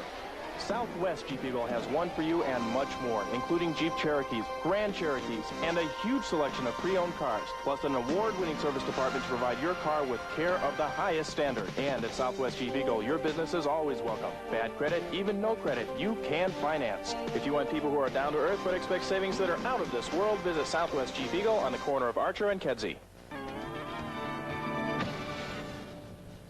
World Champion Chicago Bulls basketball is brought to you in part by W1 by Raymond Weil, the cutting edge in time. Montgomery Ward, your headquarters for the official Chicago Bulls team shop. And by Discover Card, proud sponsor of the Smithsonian's 150th anniversary. Bulls lead at 48-46 over the Washington Bullets. Lou Canella standing by with Jimmy Rogers. Go ahead, Louie. All right, thank you very much, Tom. You knew they were going to come out with a massive rush to start the game. You withheld the rush, came back from 14-4 down. Do you expect them to do the same to open up the second half? Most likely. You know, it becomes a matter of desperation when you're down 2-0 in a series, so we anticipate that they're going to have another real enthusiastic start to this half, which we have to hold off, Lou. Importantly, we were able to get 11 more shots in this half with offensive rebounding. We made them turn the ball over a little bit. Even though they're shooting 60%, yeah, I was going to say, how can you slow down their offense? They're shooting real well. Well, I think we regrouped and we got that under control pretty well. We got to continue with a real strong defensive effort and obviously stay poised on offense like we did after that flurry that they showed in the first quarter. Different Dennis Rodman than the one we saw the first two games. Dennis is stepping very well to the open spots. They're cheating off of him and our guys are finding him. He had a very excellent offensive first half as well as rebounding. We'll get him in the second half. All right, Jimmy Rogers. Let's get it to Tom, Johnny, and John. And here's our Payne Weber first half stats. And here's what they were talking about, guys. The Bulls took 41 shots to 30 for the Bullets. Bulls made a couple more, and you see the three-pointers about the same. Free throws about the same. Rebounds and offensive rebounds, a big difference. But the one you pointed out right away, Pax, was second chance points. Well, yeah, the Bulls, because Washington is double teaming and taking some chances, it does leave the offensive boards open for the Bulls, so they've gone and gotten their second opportunity. But the thing that's impressive about the first half is Dennis, when they do that, you have to be an offensive threat. You have to carry some of that with you, and he's done that tonight. He's taken 6 shots in the first half. Well, it's been an interesting first half. I don't think there's any questions. The guys come over and keep hollering at Pax. But, guys, as they talk to Jimmy Rogers, do you expect the Bullets to come out with a strong run here at some point in time in the third quarter? They have to find a way to get the crowd back into it. At the beginning of a game, it's the beginning, and you just have the starting lineups, and they're ready for the game to start, so you have that added energy. It's not the same to start the second half. So the Bullets' job is to find a way to get their crowd re-energized back in this basketball game. The objective for the Bulls now is to keep the crowd out of it, stay solid, and have your playoff experience and savvy take control of this second half. Back at Landover, the two Johns, Paxson and Kerr. I'm Tom Doyle. Lou Canellis is here. Eric Collins is here. As the Bulls take on the Bullets. Chris Webber, top of the circle jumper. Well, Webber in the first half, just 4 shot attempts. So coming out of the second half, Bernie Bickerstaff designs a play to get him a little free throw line jumper. He knocks it in. He has 8 points now. And I would think a little bit like Tony, that may be a time for him to be able to kind of get going a little bit offensively. Well, we talked in the open about how this guy has to step up. He's their leading scorer during the regular season. Luke gets his first basket of the night. 50-48, Bulls with the lead. Strickland comes right down. Harper comes over to double team, knocked it loose, but couldn't come up with it. Juwan Howard in the lane, missed it. And Harp right there. And Reds, the Bulls again withstood that good charge, but then moved the ball very well. And I thought that was one of the real keys, is they passed the basketball and got open, and now it's one shot. Pip takes that three a little bit flat. He's not taking it off of the motion. Howard goes inside. Howard Cheney puts it in. One of the changes that Washington had made the first couple possessions was having Murasan guard Luke, but now he's back on Dennis. Again, it's going to give Dennis opportunities to step in gaps if Murasan helps out. Harp comes off the screen. 5 seconds. At 4, at 3. Scotty along Trey. Nope. And Weber right there with a good block up. Not a very good offensive possession for the Bulls that time. And that's a couple in a row as Strickland puts up a long deuce. Scotty was bringing it up the floor and ran into Murasan. Big man to run into.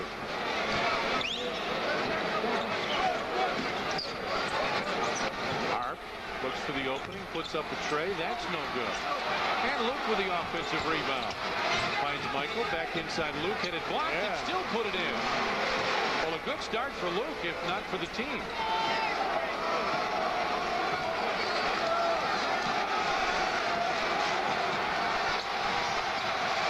Bullis crowd makes a little noise. Oh, Dennis looked like he turned his ankle. Knee or,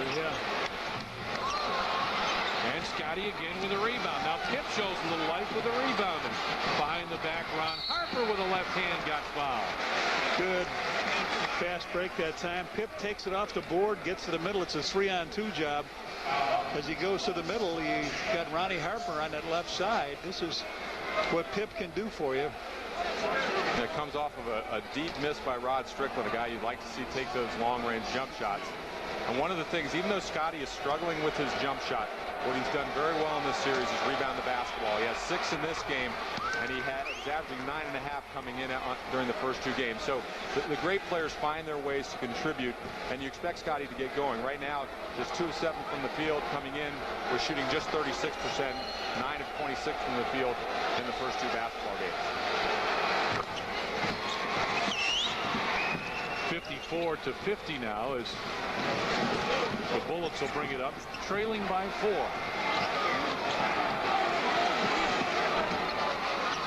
Weber comes across trying to post up with Scotty on him. Weber backs in, MJ over to help out. Bulls guard very quickly, and Murasan was not quite set. It went right through his hand. It looked like he was trying to make his move before he caught it, and that's not his game. That's a long way from that brain to those hands. Weber gets double teamed here. Scotty does a good job of keeping him out, and they just throw the ball away. Right, a good job of zoning up on the weak side by the Bulls, Dennis and Luke Longley. Bulls lead it by 4, just under 9 minutes left in the third.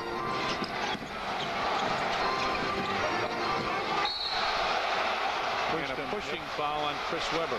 That's Weber's first. He's fouled out of the first 2 games. He picks up his first here now with 8:44, and Pip says, you coming on this side with the ball, let me know.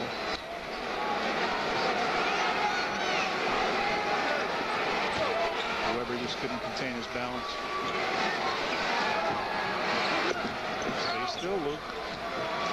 Scotty looks down low. Luke posts up, has it in there. Brought it down and walked. 3 seconds. I guess I could have called either one, but first thing Luke did was bring it down by his knees, and Phil Jackson hollering at him right here says, keep it up high.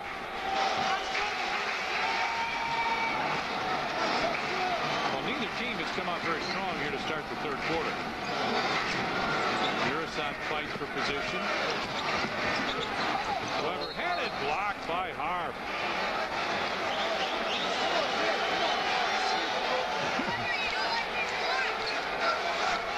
The shot clock.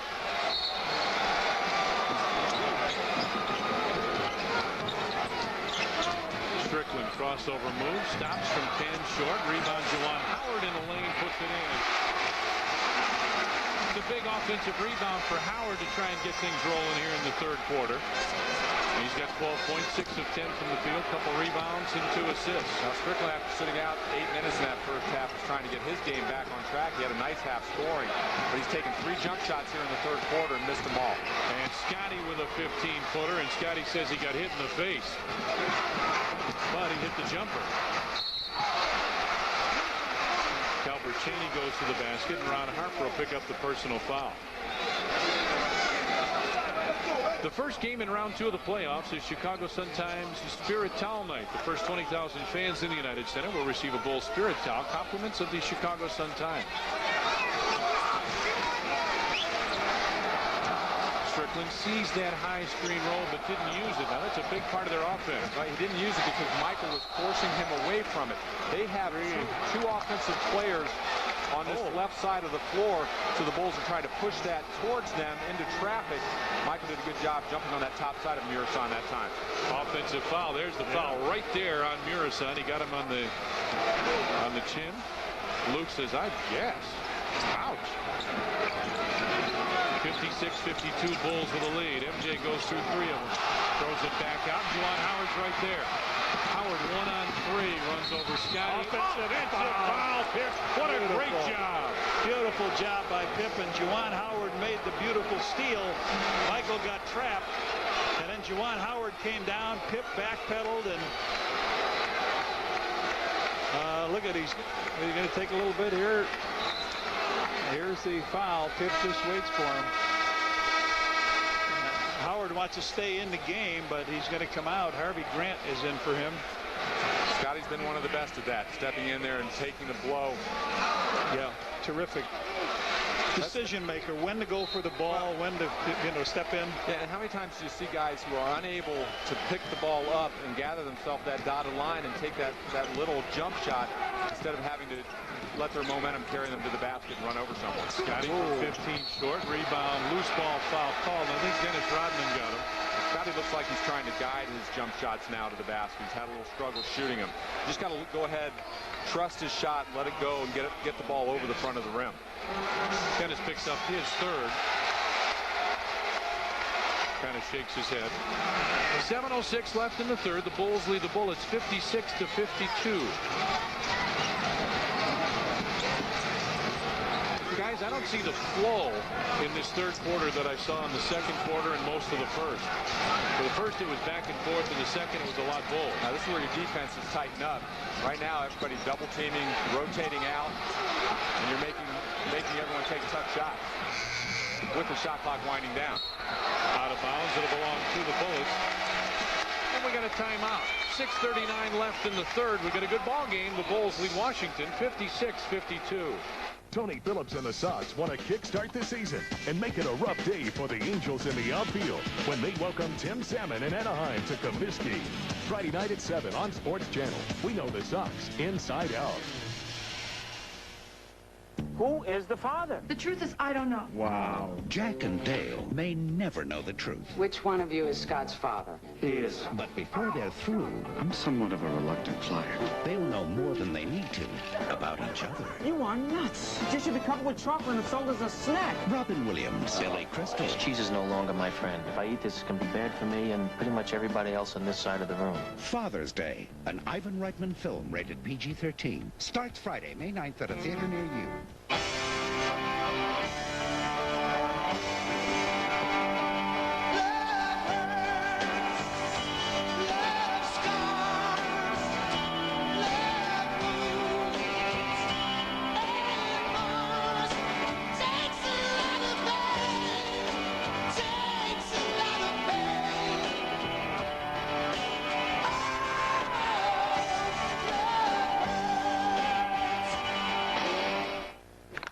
Boom, dot, boom, boom. Why do you want to look at my Discover card statement? It's mine. I live in New York City. Of course, I love the theater. Bring in the noise. You know, it's my favorite show. I go there as often as I can, trying to steal another step. And my kids want me to be more risky. Come to Garçon stuff is, you know, it's risky. I want a cashback bonus. How many credit cards make a statement like that? It pays to Discover. Use it where you see the Novus sign. Welcome back to US Air Arena. We're sitting alongside the commissioner of the NBA, David Stern. Great to see you as always, David. Exciting time for you, playoff time. Great time. I'm here tonight. I got to see the T-Wolves and Houston the night before, the Jazz and the Clippers the night before that. There's some great young players and some great sort of number amongst the top 50. So we've got a great mix going in the playoffs. Talk to me about Dennis Rodman. There's a feeling in Chicago that with Dennis back, the referees are extra keeping an eye on him extra because, and tonight he picked up his 3rd technical in 3 games. True or not true? I don't think so, but how could you think that Dennis might do anything to call attention to himself? No, especially with his new book out. Okay, so I think the referees, in fact, and a number of us in the league are trying hard to extend Dennis's career rather than sort of end it. Although he seems in many ways determined not to let us help him. Exciting. Utah, New York, Houston have all moved on to the 2nd round. And with the Bulls flexing their muscles, the Lakers, Phoenix, Seattle, I mean, it's a very exciting time in the NBA. Thanks a lot. David Stern with us. Back to Tom, Johnny, and John. Murray hits the jumper coming around the screen, makes it a 56-54 Bulls lead. And Tony got a little lost defensively that time. Want to get in Tracy Murray's hip pocket and chase him off the screens. He forced Dennis to switch on him. Big 2 by Scotty in the corner. Maybe Pip gets a little confidence now. 8 points, 6 rebounds, 2 assists for Scotty. Murray comes around the screen, angles inside, lost it. Strickland lost it. And a foul call. The Shoot the Ball 3-on-3 Classic returns this summer to Chicago's Grant Park. Call 312-455-4000 for more information. And check the Tribune on Wednesday or Sunday, or visit a Chicagoland Sport location for an entry form. Sponsored in part by the Tribune, Coca-Cola, Pro Player, Columbia Healthcare, and AT&T. Strickland missed that first free throw. Michael picked up the foul on Strickland as he was driving in.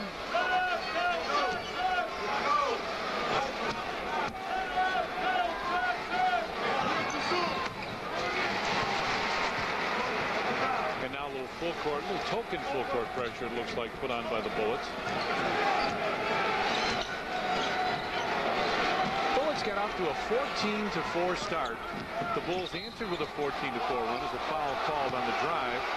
And since then, guys, it's been back and forth. The Bulls, though, have led most of the 2nd quarter and up. And that was kind of nice right there, that possession. The Bulls just opened the floor, allowed Scottie Pippen to have free reign out there to take Howard off the dribble. And he drew the foul. And for Howard, that's his 3rd.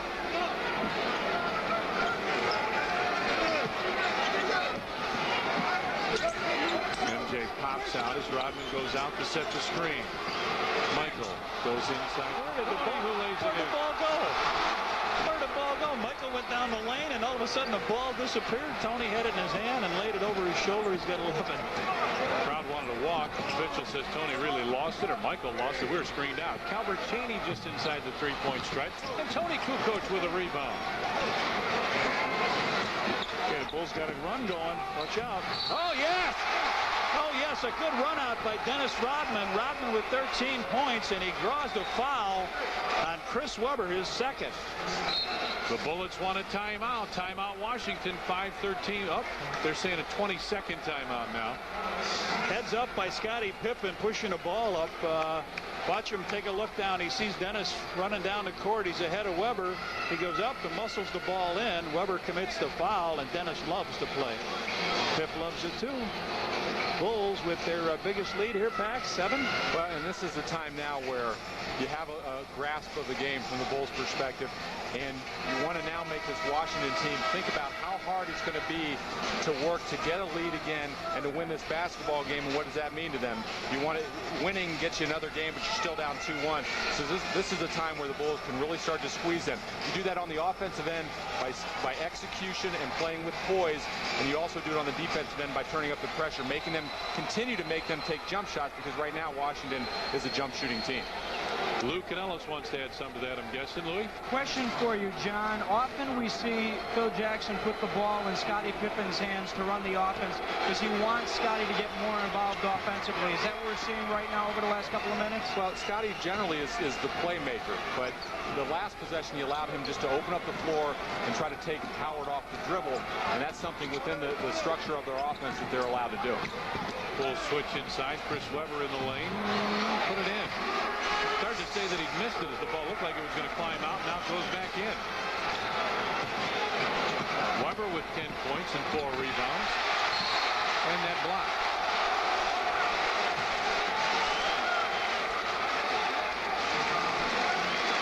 Pipp trying to turn that corner. He can't quite get there as he goes around Howard, but Weber comes in and taps it out of bounds. 15 on the shot clock as Michael has it on the wing.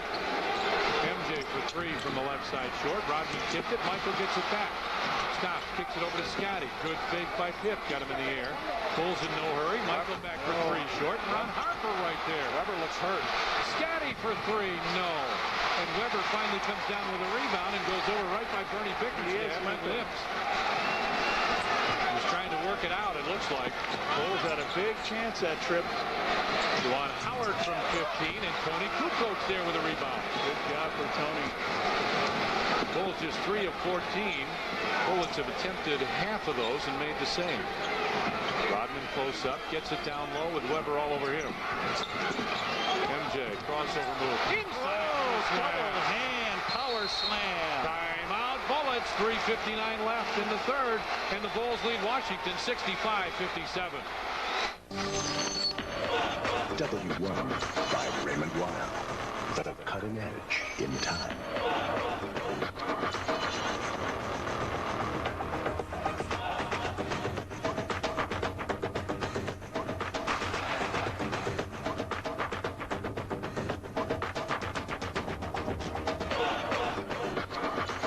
Time for the next generation. W1 by Raymond Weil. Watch out, Chicago, because someday the Windy City will be blown away. I don't understand what's happening. It's the old making way for the new. Evolution. They'll come from another galaxy and stop at nothing to take over our planet. They're here! A television motion picture like you've never seen before. Now it begins. Beware, Chicago. Robin Cook's Invasion, coming Sunday to NBC5. Today, a woman in Milan had the audacity to invite herself to weddings all over the world. And surprisingly enough, she was welcome everywhere she went. All it took was the aim of an arrow and the touch of a hand that helped her designs make brides everywhere that much more enchanting. Being so successful wasn't always such a walk down the aisle. But with FedEx, it's the way the world works. Give you a little look at what happens in the Bulls triangle offense. This guard to wing entry pass, which initiates the offense. See Tony Kukoc go fill strong side corner. First option, look in the post. Harp, good post passer into Dennis. And this is where the action goes. You see a little back screen from Michael on Scotty. Creates a switch, and then Juwan Howard's trailing Michael.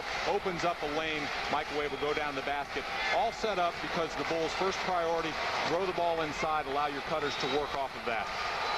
Dennis is an outstanding passer, too. He's got great vision, so it's in pretty good hands when they do go down low in that. Right, and the Bulls often talk that any player can end up in any spot in this triangle offense. And Dennis is a guy that, even though he may not be a primary scorer down the block, if you do throw it to him, he knows where his cutters are going to be, and he generally makes the right play. 65-57. Let's see what the Bullets come out of their timeout with. Strickland goes into the corner. Murray for 3. They're just running some baseline screens, and the Bulls are getting caught up in switches and not communicating, and that's twice now that Murray's come in on that very same play and knocked down jump shots. All right, the Bulls had their biggest lead at 8. MJ double team goes on top. Good ball movement by the Bulls in the corner. Tony Kukoc in top 3. Oh, man. He just changed the direction of that ball. He wasn't even squared up to the basket. The Bulls did a nice job. They saw the double team coming from Weber. You move the ball quickly from one side to the other. Even though the rotation was pretty good, Murray never got a hand up on Tony, allowed him to get the shot off. That was another $71 that went to Charitables from Carx as Murray hits the baseline jump shot. You got to find a way to stop him now. Okay, you got things going on the offensive end, and you're scoring, but you're going to win this game by getting some stops. You got 3 minutes here to really, in the third quarter, tighten down and get a bigger lead. And take a little of their heart away, I would think. Right now, this would be a good opportunity. Scotty drives through, had it knocked away, and a foul called. It's on Tracy Murray. Now you see Scotty a little upset. On penetration to the middle like that, if you're at the top and Scotty comes at you, you have to fan away from him. Give him an avenue that if there is help defense, here it is. Scotty takes it to the middle. Tony doesn't fan away, it allows Murray to take a hand and get in there. He does draw the foul, but as you see, if Tony fans down to that corner, he's got a wide open shot, and that's what Scotty was upset about. Well, you make the defender make a choice, right? Either he's going to guard Scotty or he's going to stay with Tony. Well, and it creates spacing on the floor that you need, right? At that time, Tony just stayed in his spot. The defense was able to help out. Scotty bangs that one home. Bulls back up by 8, 70-62. This ties their biggest lead of the game. You know, stop here, get a score, and get in double-digit lead could really be to the Bulls' advantage. Murray stays aggressive, finds Weber, baseline, and a pushing foul on Scotty, and he says, yep, I got him. He got him. It's only the fourth team foul, so still taking it out on the side. First game of round 2 of the playoffs, the Chicago Sun-Times Spirit Towel Night. First 20,000 fans in the United Center will receive a Bulls Spirit Towel. Compliments of the Chicago Sun-Times.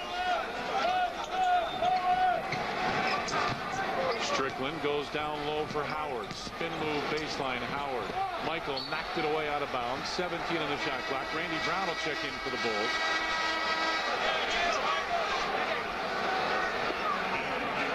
There's Randy Brown, and let's see if MJ gets a break. Yep, he will.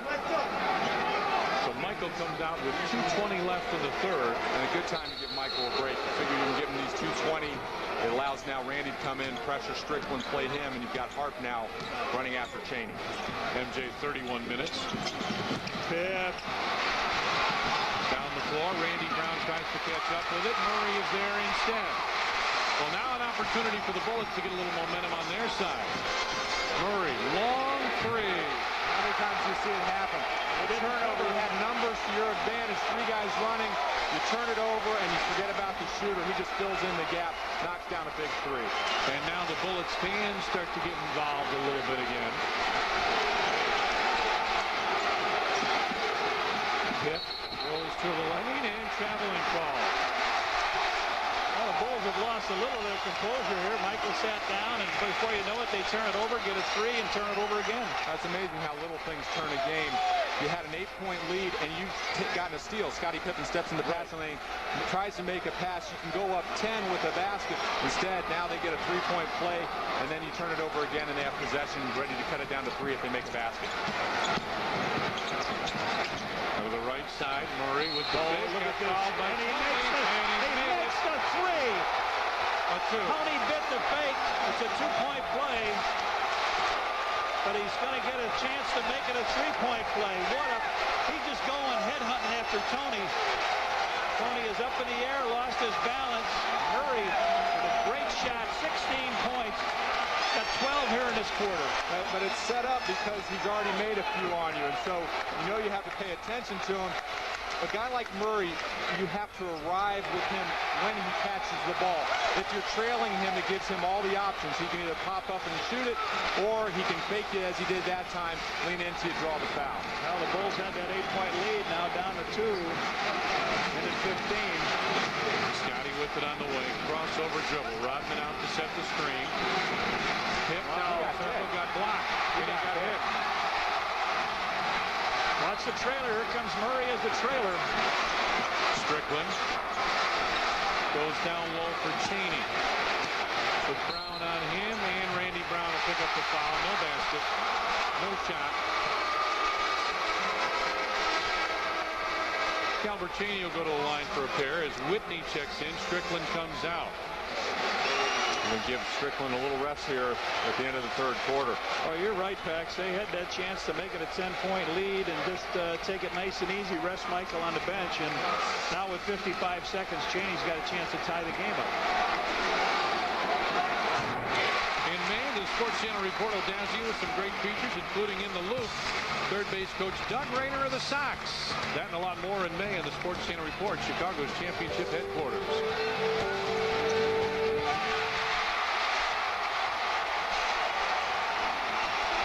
70-70, gentlemen. Under a minute left in the third period. Harper picks up his dribble up high, finds Dennis Rodman with Weber right there. And the Bullets have just picked up their defensive intensity now, forcing the Bulls way out on the perimeter. Brown on the wing. Makes the move, stops off the glass. Nope, Dennis Rodman with a rebound. Boy, It's Bulls staying on the perimeter. Right, you just want to set up in your offense now. Get organized. Scotty wants to open the floor now and go one-on-one against Weber, against Howard. He'll take a long deuce. Scotty top of the circle. Murray tips it to Whitney. The problem with that is you open the floor and you take a jump shot and there's nobody on the offensive boards. Now the Bulls have a chance to take a lead here at the end of the third. Whitney down the lane, finds Weber, gets it to Tony. Kukoc pushes it up the floor, finds Randy Brown, catches and couldn't put it up. Could be 0.6 of a second left. A tough pass. Randy Brown tried to make the most of it. Juwan Howard asking for more time. 0.4 of a second now left in the third period, and they're not going to get any more. Well, the crowd will go nuts. It's playoff atmosphere here in Washington, D.C. The Chicago Bulls and the Washington Bullets are all where we started off, tied at 70. Budweiser, the king of beers, is proud to be part of another Chicago Bulls season. And introducing new Born on Dating. It's the day your Bud was born, because fresh beer tastes better. They said imports taste better. They lied. And how does that make you feel? Used, manipulated, betrayed. And how does that make you feel? Used, manipulated, betrayed. So now what? Only drink fresh beer. Budweiser. You have made a real breakthrough. You did it on your own. Born on Dating from Budweiser. What fresh beer tastes like. You're on the road to freshness. Hold all my calls. My son's name was Demian. He was a kid who really wanted to be somebody. He was a kid who had a lot of problems. He smoked marijuana some. I guess I have to confess it didn't bother me that much. He'd tried heroin and tried cocaine, but he liked vodka, and he just drank lots of it. He got roaring drunk one night and fell out of a window, died. Well, the impulse for denial is very, very strong. And I think you just got to break through, and you got to do it real, real fast. X marks the spot for Howard Orloff Jaguar. From the bloodlines of the XKE comes the all-new Jaguar XK8. Plus, see the cast that has everybody's tongue. The sleeker, longer 1997 XJ6 with all-new Jaguar incentive pricing that makes this year's new 1997 more affordable than a 96. Visit Howard Orloff Jaguar. X marks the spot. Armitage and the Kennedy.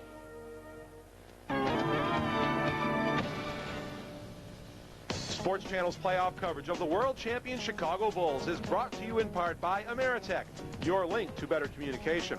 United Airlines is proud to be a participating sponsor of tonight's program. Come fly Chicago's hometown airline. Come fly our friendly skies. And by American National, the bank for business.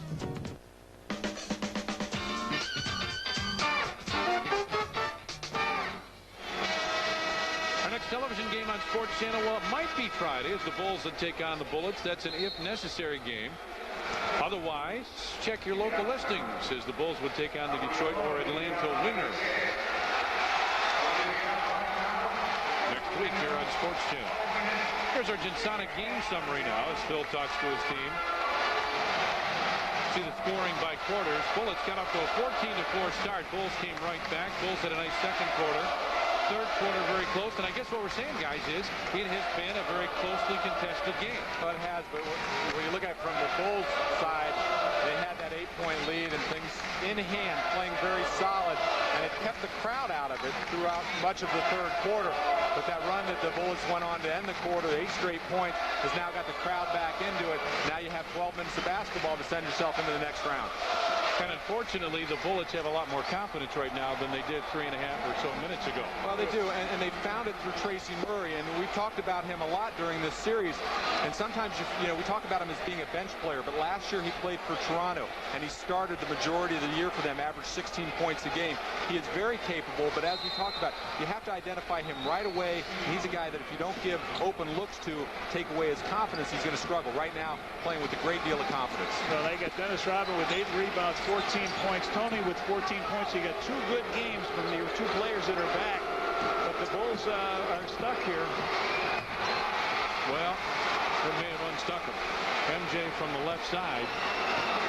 Yeah, Michael's been 15 shot attempts. That's, you know, good through 3 quarters. He has a chance here in this fourth to get his game going. He's yet to go to the foul line. You expect him to get there in the fourth quarter. Steve Kerr with a rebound. And by the way, on the last possession, as Tony goes in and gets fouled by Chris Webber, Michael had picked up Tracy Murray. I don't know if that's a change that the Bulls made to try and slow him down, or maybe it was just a transition play, but it looked like they want to take him out of the game. Well, we'll keep our eye on that. One of the things that may have happened, they've been running those baseline screens. It gives the Bulls an opportunity to switch. If Michael's down there along the baseline, he may switch on Murray and be able to trail him out. And the Bulls forced at that time to get the ball up to Tony to run right down the middle. MJ comes over and talks to Phil Jackson. Well, you have to take advantage of your opportunities to run, and this Bulls group that's out there can do that. And right now you have a Washington team. Most of their starters play heavy minutes. You have an opportunity to push it. Go ahead, throw it up, attack the basket if you can. Get him in foul trouble early in this quarter. Pushing foul on Steve Kerr. Foul, that is. Lou Canella standing by. What's up, Louie? Bulls with a nice burst of energy. First 44 seconds of this quarter. Ironically, in the huddle going into this quarter, Phil Jackson said, "What happened to you guys? Are you guys tired? You went 0 for your last 6 shots." Change here in the fourth. Weber gets it down low. He's not comfortable on that block. That right block, he doesn't have a go-to move. He can't step out and face you, though. Yeah. And he does. He's a good three-point shooter, and he's a guy that really reads the floor well. So 74-72 Bulls with the lead. MJ comes off the screen. Tony Kukoc puts up a 3. That's very short. Rebound saved by Jackson. Tony gets it, comes inside. Foul shot. What is... You got Steve wide open. MJ hangs, fires, and hits from the right side. That'll do too, though. It's not a bad decision, right? Well, the Bulls, Jaren Jackson, that's one of those ones you sometimes see guys try to take timeouts. But he threw it back in. The Bulls aggressively went after it. Rod Strickland in the lane. And trying to go quickly up the floor. Strickland right there intercepts Rodman's pass. Juwan Howard backs in. Kicks it across the floor. Jackson back on top to Strickland. Moves in the lane and hits. And you've seen the last 2 times the difference between having a guy like Steve and Michael guard Strickland. When he gets to that dotted line area, he's able to pull up and shoot that shot, elevate high enough to shoot over Steve. With Michael, he's not able to get that shot off so easily. Weber with the rebound, and now the Bullets can take the lead with 9:45 remaining. Murray comes inside, goes for the jam, counted, and he fouled. And a foul. Scottie Pippen had to reach in, and that time he just kept coming. Tracy Murray with 19 points. Bulls want a timeout. How important is it to make some jump shots? The Bulls recognize Tracy Murray's out there. They run at him, run him off the line, but there's no defensive help. The help comes too late. There's a foul.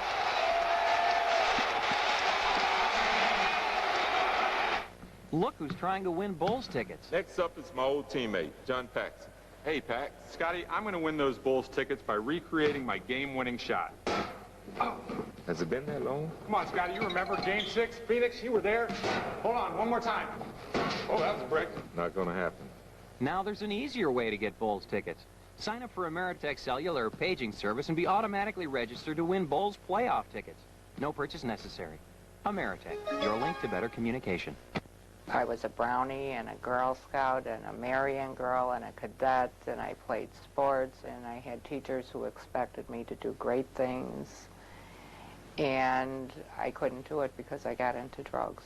And I lived in the streets, and I slept in hallways, and I slept in alleys, and I stole food, and I panhandled money. 50% of the people that I hung with when I was in 17, 18, 19 are dead today. Drugs kill people.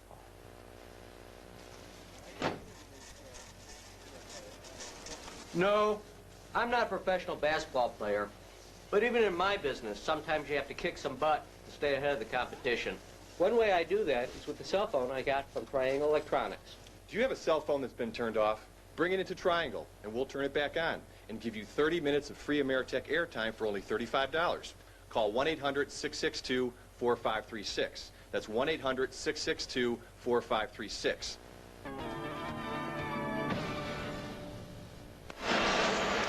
let's take a look at the bench breakdown this series against the Bulls. Total points, Tracy Murray had 37. The rest of the bench has 2 field goals. You see free throws, rebounds, 8 to 6. But I think what you see is that Murray continues to be aggressive.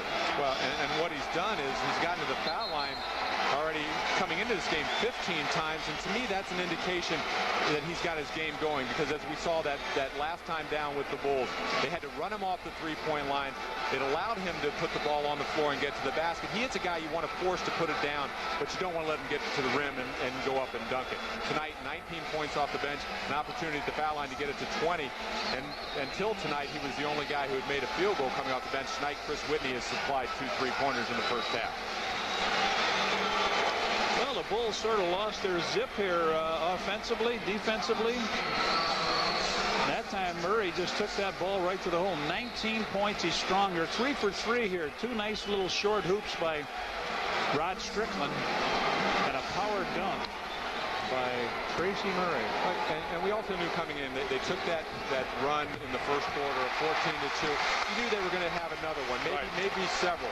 This is it. This is where you have to withstand it now. Again, as we talked about in the first quarter, play with poise, stay in your offense, and execute. Because they may hit 5 or 6 in a row, you just can't get rattled, and that's one thing the Bulls have always been good about. Jason Cathy with the offensive rebound. Put back to MJ. He tries to go underneath, got it back, kicks it out to Steve Kerr.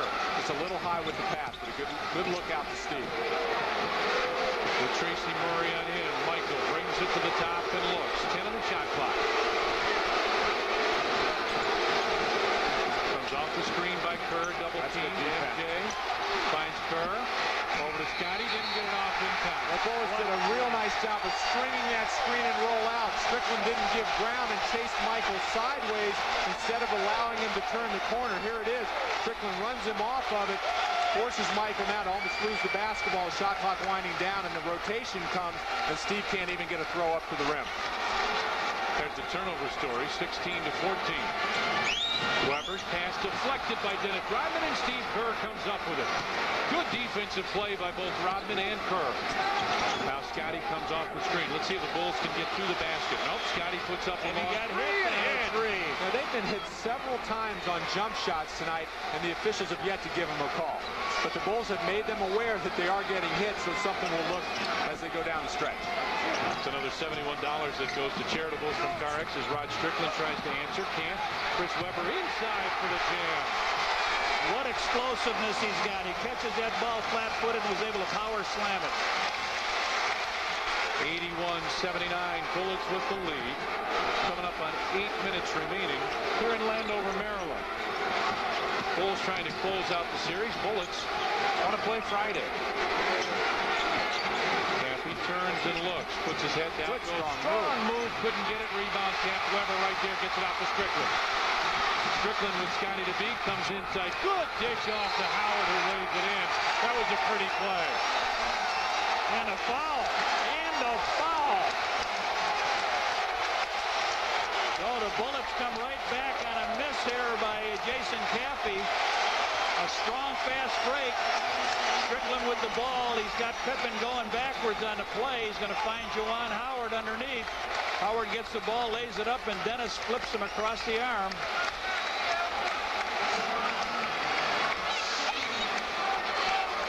Dennis picked up the personal foul, his 4th, and now Howard to the line. Not much of a foul, but the momentum right now on the Bullets side. Sometimes officials get caught up in that. Well, this is a little bit similar to the first quarter, as we talked a little bit ago. It's not as dramatic. It's not a 14-4 run, but it certainly has all the makings of being one as Michael goes down low and a foul called to stop the play on Calbert Chaney. Chaney picks up his 4th. So, guys, now I'll ask you this. We've talked about how you stop this run. If you're the Washington Bullets, how do you keep this going? Now you want to get good defensive stops. They're trying to pressure the Bulls, force them out, keeping them on the perimeter. You hope that by keeping them on the perimeter, you can take away the inside game, force them to take tough shots, and you may get some easy runouts along the way. Scotty stops from 16, and Scotty bangs another one home, and he says he's still getting hit as he talks to Dick Bavetta coming down the floor. A 3-point ball game with under 7.5 remaining. Strickland just wants to back Steve Kerr down now. Rodman over to help. Weber looks back and gives it to him. Shot clock at 7. At 6, Strickland baseline jumper off. Jason Campy lost it. Grab that ball. You gotta swallow that ball. Quickly inside. Weber off the glass and good. How often do we see it? Something like that happens where the Bulls have a chance for the rebound. It ends up in Washington's hand and leads to a layup. 5-point Bullets lead now. Just under 7 minutes remain. Steve Kerr comes off the screen, picks up his dribble. Bulls still on the perimeter, and a little too much off the dribble right now as well. They're not moving the ball as well as they have been. Jason Campy goes baseline, comes underneath, and traveling foul against Campy. I'll tell you what, they're spending too much time out there on the perimeter, out in front, instead of passing the ball. We got a timeout on the floor. 6:34 left. The Bullets lead the Bulls by 5.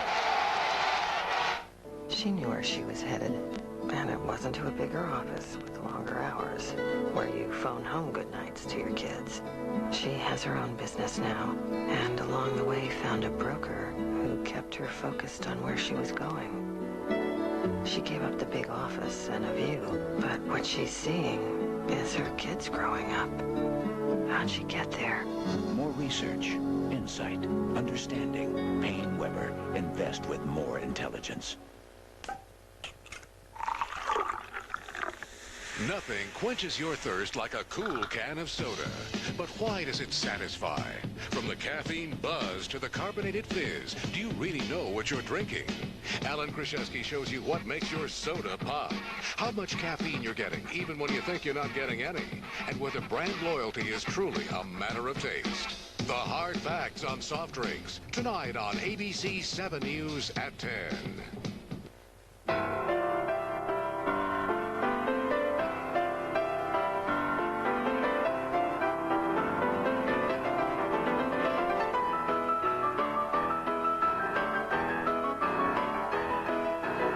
Just a reminder, next time you need a little help getting airborne, the 50,000 employee owners of United Airlines would be more than happy to help. Come fly our friendly skies. Hey, coming up Friday night, the Sox try to continue on their comeback trail with a victory against the Anaheim Angels. First pitch Friday at 7 on Sports Channel. We know the Sox inside and out. We hope you see it on the main Sports Channel Friday night, but check your local listing. Hey, the first game in round 2 of the playoffs is Chicago Sun-Times Spirit Towel Night. The first 20,000 fans in the United Center will receive a Bulls Spirit Towel, compliments of the Sun-Times. Well, guys, you talked about the perimeter and no passing, no going to the basket. Watch it. It stays out. It stays out on the perimeter. Finally, they found Jason underneath, but a too late situation, and he's going to end up traveling. But look at this. They're still out. They're still out. Nothing there. It does Jason with this. You know, it's a wonder they've got a 5-point lead. I just looked up there, Pax. They're shooting 60% in this game. Now the Bulls have 11 more shot attempts, which is one thing that adds into that. But the Bulls right now have to get back in their offense, settle down. That's their comfort zone, is when you can get in your triangle offense, line them up. They have some specials they can run out of it. But right now, as we talked about, too much on the perimeter, too much off the dribble. We'll run high screen and roll with Weber and Strickland. Strickland comes off that screen, goes right to the basket and lays it in. Right by Tony. Yeah, coming out of the timeout. We saw Phil do this in the earlier games, put Tony on him for short stretches, hoping that his size can affect him, but you have to keep him in front of you. If he turns the corner, then your size isn't to your advantage. Scotty goes right back to Dennis Rodman off the glass. No, rebound cap, loose, and Juwan Howard comes up with it. And what this lineup should do now, this is where the Bulls have an opportunity. Strickland's got to guard somebody big. And this should give the Bulls an opportunity to get in their offense, to get whoever Strickland's guarding, whether it be Michael or Tony or Scotty, to get him down in the low post. Juwan Howard gets into the corner. Calvert Cheney a baseline jumper, and Dennis right there. And Pax, what you're talking about is defensive spacing as Tony stays away from Strickland. Make him shoot over you. He's got the long arms. You have to keep him in front of you. And it's offensive foul on Luke. He just turned around and threw the man. Cheney went along with the bit a little bit, but Luke picks up the foul, and you cannot have a possession like that where you don't get a decent shot. You're right, Johnny. Down 7, 5:30 to go. You're getting into the position where possessions are critical and you'd like to get a shot opportunity, turning the ball over is not going to help you out. Strickland. At that time, Tony did a nice job keeping in front of him, forced him to give it up. Lob for Chris Webber. And now this crowd is really, really into the game. Tony's the guy that Strickland's guarding. He's got to go down in the post and threaten the defense right now with his size. Well, now Tony's down there. Scotty finally gets him the ball. Let's see what Tony does. That's a good dive cut. Luke goes up and got fouled. It's a good dive cut, but it's one of those ones where you have to grab it, gather yourself, and dunk that basketball. Yeah, you cannot go in there, trying to make the easy one. Tony gives him a nice pass here, but you got to power that baby down with both hands so you can get 3 points on the play. 90-81, the Bullets lead the Bulls with just under 5 minutes remaining. Last possession down, that spin lob that they ran. That's a feel for your teammate. Howard and Webber have been playing together a long time. They've thrown that lob. There's no pressure on the basketball by Dennis, and how Webber just feels Luke's body, spins out, and that's a great catch. That's a tough catch to make because you're turning away from the ball. You lose vision of the basketball, and also you have to catch it and find the rim. But those two have been doing that a long time together. In too quick. Dennis was in the lane too quick. And the Bulls are making every mistake. Yep. They blow the chance for the free throw. Missed 2 attempts here. And now Phil comes with Randy Brown to put the defensive pressure. Didn't like what he saw with Tony on him. Now we have Randy in the game to put the pressure on Rod Strickland. See the run by the Bullets. Should be an offensive foul on Webber. There it is. His 5th. Now Tony will check back into the game. Phil Jackson playing the offense-defensive game. Tony Kukoc, Steve Kerr check in. Randy Brown comes out. Go ahead, Johnny. This is a must score. Yeah. And the thing is, you look at how they played the first half after that run. They had guys off the bench. Steve Kerr got 6 shot attempts in the first half. He's yet to find a shot here in the second. These are the type of guys you'd like to get looks, especially if they start really going after Michael. Kukoc with it on the wing. Tony comes through the lane, kicks it out to Steve Kerr. At the free throw line, Kerr tried to come underneath. Shot clock at 5. That was partially blocked. Dennis got a piece of it. Tipped it out to Webber, or to Howard. They didn't see Chris Webber. Now they do down the floor. He was wide open. Strickland, baseline for Murray, who's back in on top. Howard. Juwan Howard wants one-on-one with Tony. Now he'll take that jumper. And MJ right there. All right, you're down to a 4-minute game. Bulls down by 9. He's got Stevens who wants him.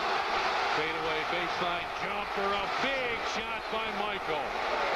Bullets are tired. You got Strickland in the backcourt grabbing his shorts.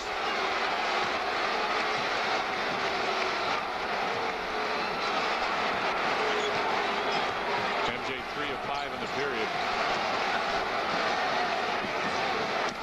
Webber turns and looks, fakes one way. Steve Kerr comes over to help out and then gets back, and an illegal defense called against Steve Kerr.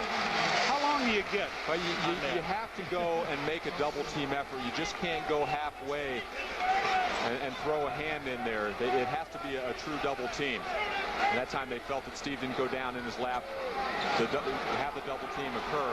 He went out too soon. Strickland backs his way down against Steve Kerr. In the lane, missed it, got the rebound, and got fouled.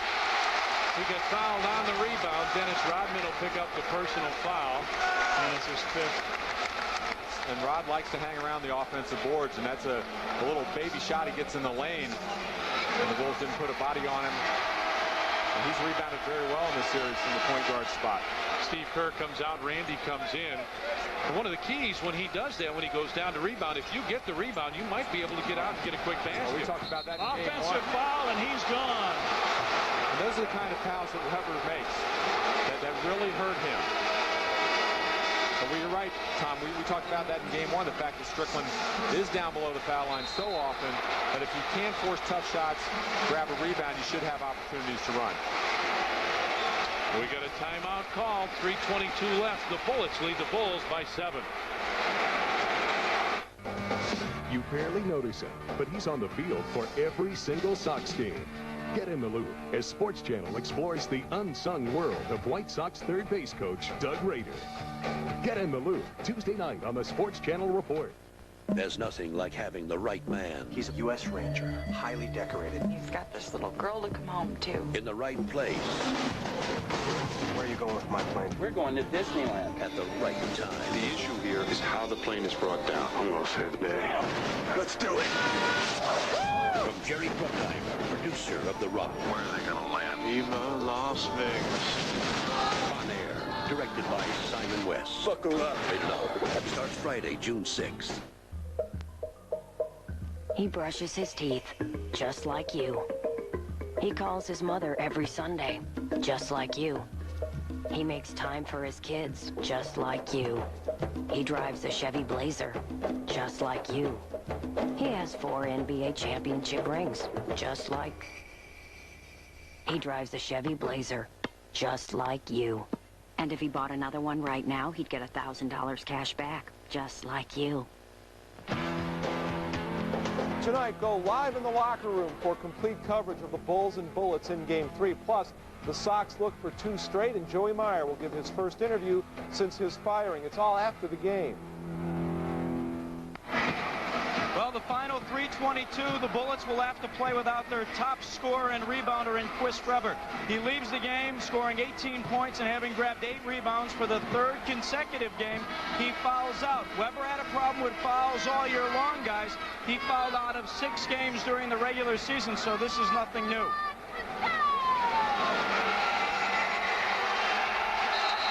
Well, fellas, 3:22 remains.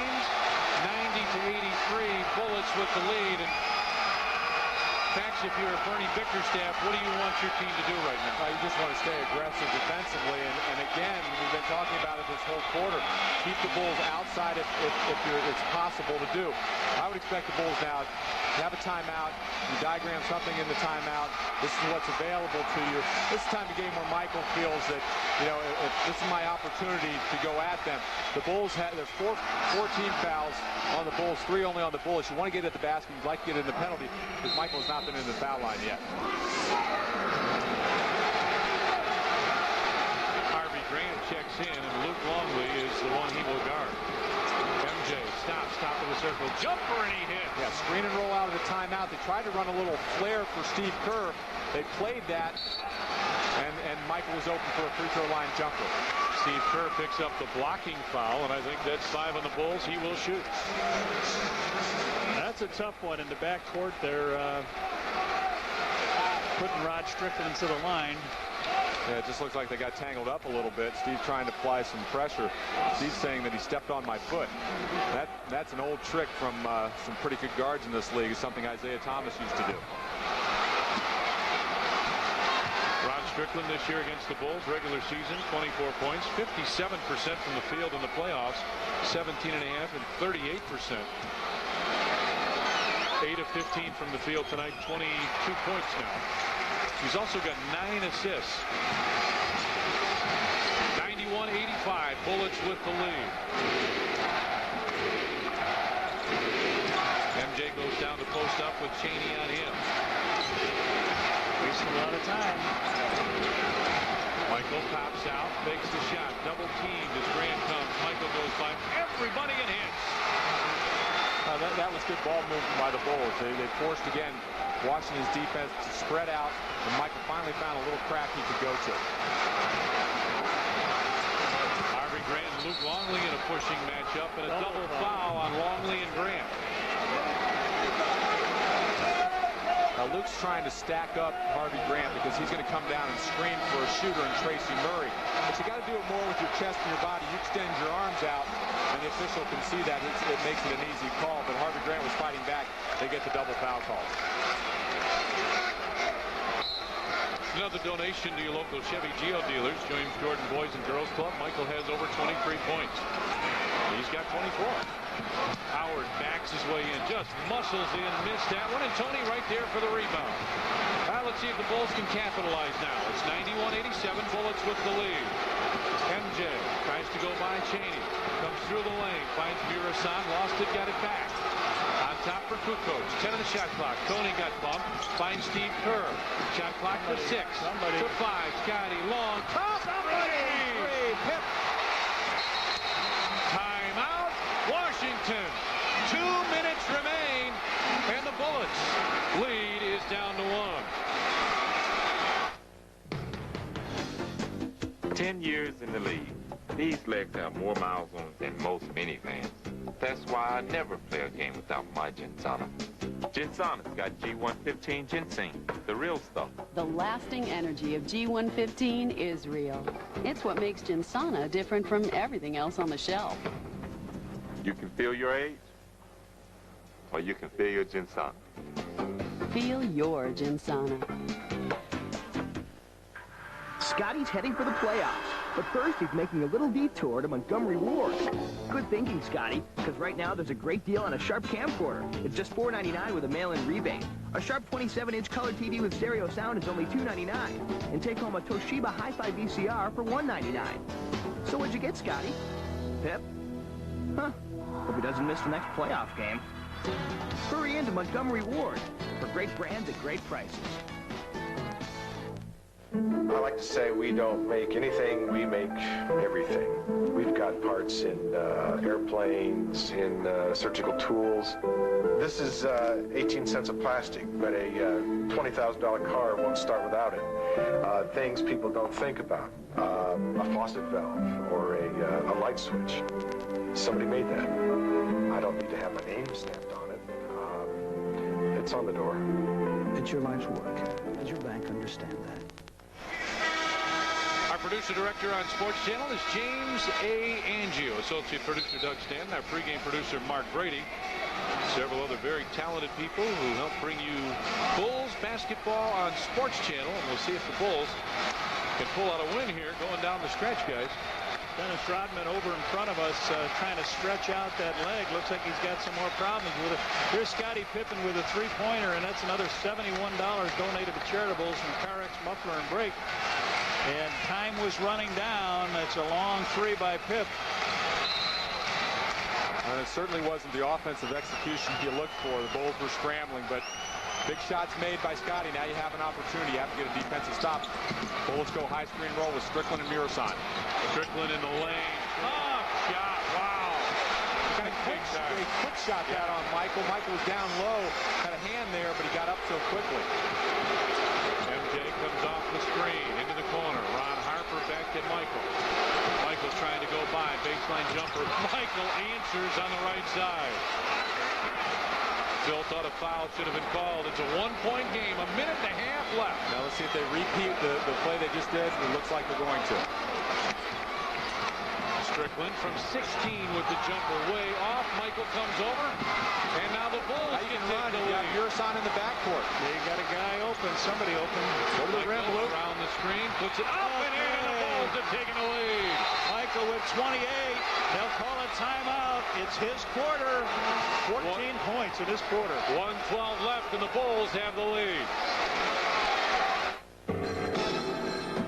Freshness hotline, what's the problem? Man, my party is lame. I think I got some skunky beer. Sir, relax. When was your beer born? Born? What are you talking about? It doesn't have a born-on date? A what? Do you have any Budweiser? No, man, you gotta help me. Okay, remain calm, sir. We're on our way. Born on dating from Budweiser. What fresh beer tastes like. Sir, put down the skunky beer and slowly back away. Shop Menards for all your spring spruce-up. Start with a fresh coat of Glidden exterior paint. Spread Durasatin is an acrylic latex that gives you an extra durable finish. Now $13.48 a gallon. Create a beautiful patio, walkway, or garden with brick-faced patio blocks. Available in red or tan, just $1.49 each. Menards is your savings place for landscaping products. Save big money at Menards. Hi. We're thinking about having a baby. Could we try yours for 30 days? Wouldn't it be nice if you could try things before making a commitment? Ameritech will let you try a cellular phone for 30 days. Want to go for a ride? You'll probably want to keep it.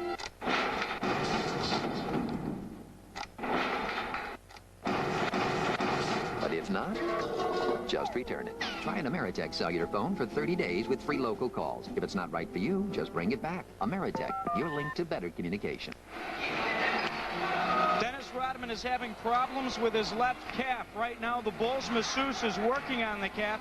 I think that the brace had something to do with his calf tightening up, guys, because earlier, when Dennis was in front of you three, he was having Wally, one of the guys here that helps out team trainer Chip Schaefer, loosen the brace. He's again loosening it right now here in back of the bench, and he just strapped it back on, but the brace being so tight has caused the calf to tighten up, so that's why they were trying to massage it and loosen it up for him for these final minute 12.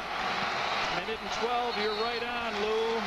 Bulls by 1, trying for the 3-game sweep. And don't stray from Murray on this offensive end. And if when the shot goes up, you go to the boards and get a big rebound if it doesn't go in. They wanted to go inside from Murison. Phil was hollering for 3 seconds. Juwan Howard. Good. Harp. Beautiful play by Ronnie Harper. It's been quiet most of the game. Under a minute left, the Bulls lead it by 1. Luke comes over to the screen. Still. Michael goes by him in the lane, kicks it out. Ron Harper, a big 3. No. Rebound loose, pulled down by Chaney. And now the Bullets with a chance to take the lead. 30 seconds remain. The Bullets playing for their lives. The Bulls trying to close this one out. Got it short. Juwan Howard with a rebound and a foul call. It's not Dennis. There's Harp. Ron Harper picks up the foul. And that'll put him to the line. That's the one thing he didn't want to do. So the Bulls with 22 seconds have a chance. Well, they elect not to call a timeout when they get the ball back. They run a wing screen and roll. Michael able to go under on Strickland, force him to shoot that jump shot. But just as we talked about the last possession, you can't allow that offensive rebound. You got to take care of a body. The Bulls weren't able to do that. Now you put a guy on the foul line. Shot clock is off. So for the Bulls' last possession, now we're tied. Juwan Howard is their best free throw shooter of the starters. On the year, he shot 75%. And coming into this game, he was 13 of 15 from the foul line, and tonight he's knocked down both of his attempts. Harvey Grant comes back in as Murison will leave. And you would expect the Bulls to take a timeout after this free throw. Makes them both end as they do. 22.1 seconds remain. And the Washington Bullets, in what's been a seesaw affair here in the fourth period, lead the Bulls 95-94. And Reds, I want to start with you this time. I want to talk about what the Bulls will try and do this possession. Obviously, it's been the Michael show down the stretch. First of all, they allowed Strickland to take that shot. It was short, and a good, strong rebound by Juwan Howard. We know Chris Webber's out of the game. Juwan Howard fought through everybody, got the rebound, and picked up the foul from Ronnie Harper. Makes it 2 free throws to put him ahead. Now the Bulls back on there will take it into backcourt, and you know it'll be in Michael's hands. It'll be something to see how Bickerstaff goes after Michael. He's gone after him just one-man coverage the whole series, basically. And this time we'll see if they go after him. Here's the shot by Strickland, and the Bulls cannot come up with the missed rebound. A good rebound by Juwan Howard, and then Harper gets called for the foul. Now they still have a foul to take in this situation, so we'll see what happens. Well, and when there's a foul to give, it gives the Bulls an opportunity. You want to take it at them right now. You don't want to wait until the shot clock or the game clock's winding down. You want to take it at them, make them take that foul early, so it then gives you a chance now to set up what you want to set up. The worst thing you can do is wait, hold the ball, and allow them just to stay back. They're going to have to take the foul. They're aware that they have a foul to give. They're going to want to take it. Make them take it early in the clock. So take the advantage away from them, basically. Absolutely, is what you're because saying. now when you put them in a situation where they take the foul, you're in the penalty. You can set up again. Bulls have timeout left. They can call a timeout, and now you set something up to attack the basket where you can either get to the basket, score, or draw a foul and get to the free throw line and put yourself in a position to win the game. How many times have we seen this where the Bulls are down by 1? They will get a chance to take it full court, try for the last shot, try for the win, try to slam this club out of the playoffs. This team looking for their first win in, what, 9 years, is it? And you give yourself an opportunity. maybe open up the floor, allow penetration, and you've got shooters in. You've got Steve Kerr back in the ball game. If there's anyone who strays off of him, he'll be an option. Tony Kukoc is in the game as well. Scotty's hit a big three here in the fourth quarter, too. Get it back to Scotty. 20 seconds left. The Bullets lead the Bulls by 1. Pip gets it to MJ. And he's going to go early knowing that they got a foul to give. Michael drives down, lost the basketball. Scotty gets it back. Scotty on the baseline. Oh, yeah! Got it! Caught and he's fouled. What a play by Pip. Boy, they really went after him hard. Pip went slamming down. That's the foul on Calbert Cheney. They're looking for a flagrant foul on that. Michael went for the shot. Pax looked like it slipped out of his hand, but Pip was aware it was there. He goes on in. Cheney gets him, and Pip. Pip just totally exposed when he was up on the rim.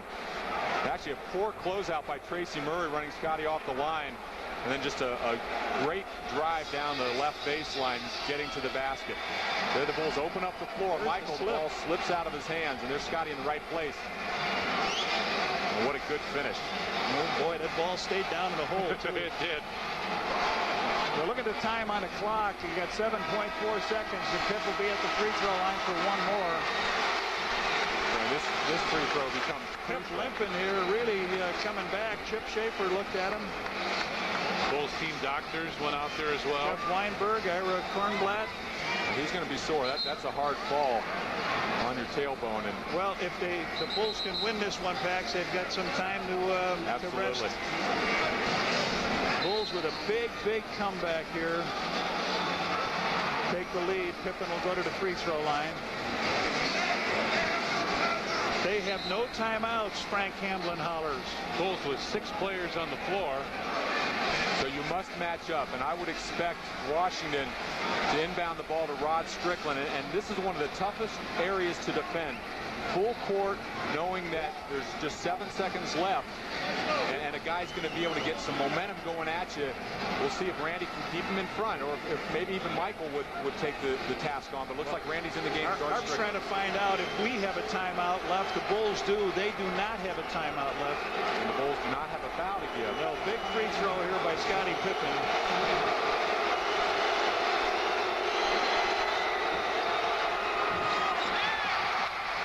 Get matched. Strickland will bring it across the timeline. Looks up the floor. Finds Calbert Cheney on the right side. The Bulls take the broom out. The Chicago Bulls have eliminated the Washington Bullets. Calbert Cheney's miss as time ran out enables the Chicago Bulls to win this series and move on in the NBA playoffs. A sweep for the Bulls over the Bullets.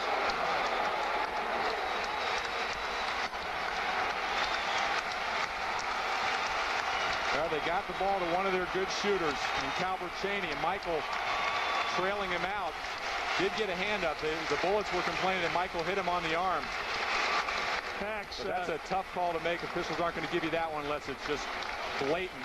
Big quarter by Pippen, 10 points in that quarter, and then Michael with another 14. Big quarter by the two big guys, but Pippen making that basket on a recovery of the missed shot by Michael. Let's go to Louis. All right, thank you very much, Red Kerr. Wow, big, huh? You knew it.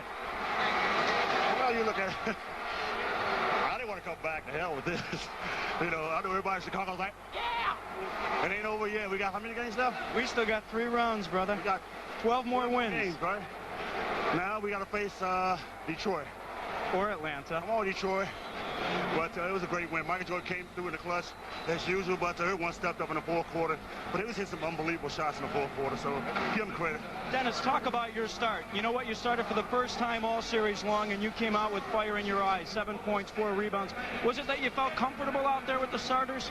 Well, I felt real good, but it's just, my knee is not really 100%, but I played good defense and kept the ball alive. But then my calf started to cramp up, so I couldn't get. I wanted more effective than I wanted to be, but we won. Hell with it. Congratulations. Go home. All right, Dennis Rodman after the Bulls win it 96-95. Steve Cashel and Norm Van Lier come your way right after this. This post-game interview was brought to you by British Airways, the world's favorite airline. Here we are, sunny Phoenix, all for free. And all we had to do was tell a little lie. Nah, telling the truth gets you nowhere. At British Airways, we'll give you a free ticket to anywhere in the USA if you fly our business class to London and can honestly say it's not the best in the air. What'd you get in it, Don? Party. Really? Eagled it. The business class guarantee. Can't believe we got away with it. Honestly, you'll love it. Chicago Bulls now 24-2 in first-round games played in the 90s. They complete the sweep of the Washington Bullets, beating the Bullets on their home floor. It's Washington's first playoff game in 9 years, and the Bulls win it 96-95. Unbelievable game. Great finish for the Chicago Bulls. And let's go back to Landover right now. Pick it up with Tom Dorr. Tommy? Well, Cash, what a great win for the Bulls, 96-95. The broom comes out. The Bulls win the series 3-0.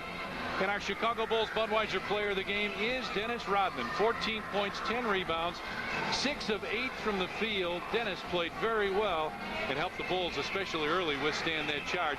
Dennis Rodman is our Chicago Bulls Budweiser player of the game. Now let's go back to our studios one more time. Here's Steve Canchel. All right, Tommy, thanks a lot. Back here with Norm Van Leer. Great finish, great victory. Michael with 14 points in the fourth quarter. Scottie Pippen with 10 points in the fourth quarter. You talked about it at halftime, saying Scottie's got to step it up. Because at halftime, Scottie Pippen had just 4 points. He winds up with 16 in the second half for 20 for the game. Well, I said he'd be the ace, you know, because when you're not scoring, when you're a superstar in this game, and you're considered a superstar, somewhere along the lines, you've got to balance what you need to do. If it's rebounding, you do it. If it's scoring, you do it. Whatever it takes, defense, you do it. Scottie had to step up and help Michael score. This whole team was a team game. This was a playoff game. This is the way games should be played in the playoffs, and this is the way you should approach it and go at it. At the same time, the referees or officials, whatever you want to call them, should allow them to go at it and play ball. Excuse me, and that's what they did basically down the stretch run. What about Scottie Pippen's dunk at the end? Unbelievable, huh? Not bad, but I tell you this, if it wasn't for the collapsible rim, that would not have been a dunk. That ball would have been out to back here in Chicago somewhere. But he got it, and he got the dunk in with that collapsible rim, but what a good move. You talking about the fall of the cards and the luck that goes with it. Michael loses the ball, Scottie's in place. That's why I say if you run your plays and do everything, Steve, sometimes things happen that way. Scottie just happened to be in the right position at the right time. What I like about it, he had enough guts, boom, take that ball to the hoop, and he did something with it. I'm still wondering why Harvey Grant did not try to draw the charge. Too much like his brother Horace. Well, Mel, that's time now for our Discover card. Payback, playback, play of the game. Bulls have been doing a nice job cutting down that offensive rebound. MJ stutter step goes by Knight. Yes, inside to Dennis for the slam. Double figures for Dennis, 11 points. Very. All right, Bulls win 96-95. Michael with 28, Pip with 20, Rodman 14 points and 10 rebounds. Tony Kukoc adds 16. Time now for the Briggs & Stratton Power Dunk Award. Guess what it's going to be. Final 10 seconds of the basketball game. Michael loses it. Scottie Pippen takes it, draws baseline, and jams it home along with the foul. Comes down hard on his back. He missed the free throw, but that's the game-winning shot as the Bulls win 96-95. We'll go inside both locker rooms. Bulls win the series. They're on to round 2. Stay with us on Sports Channel.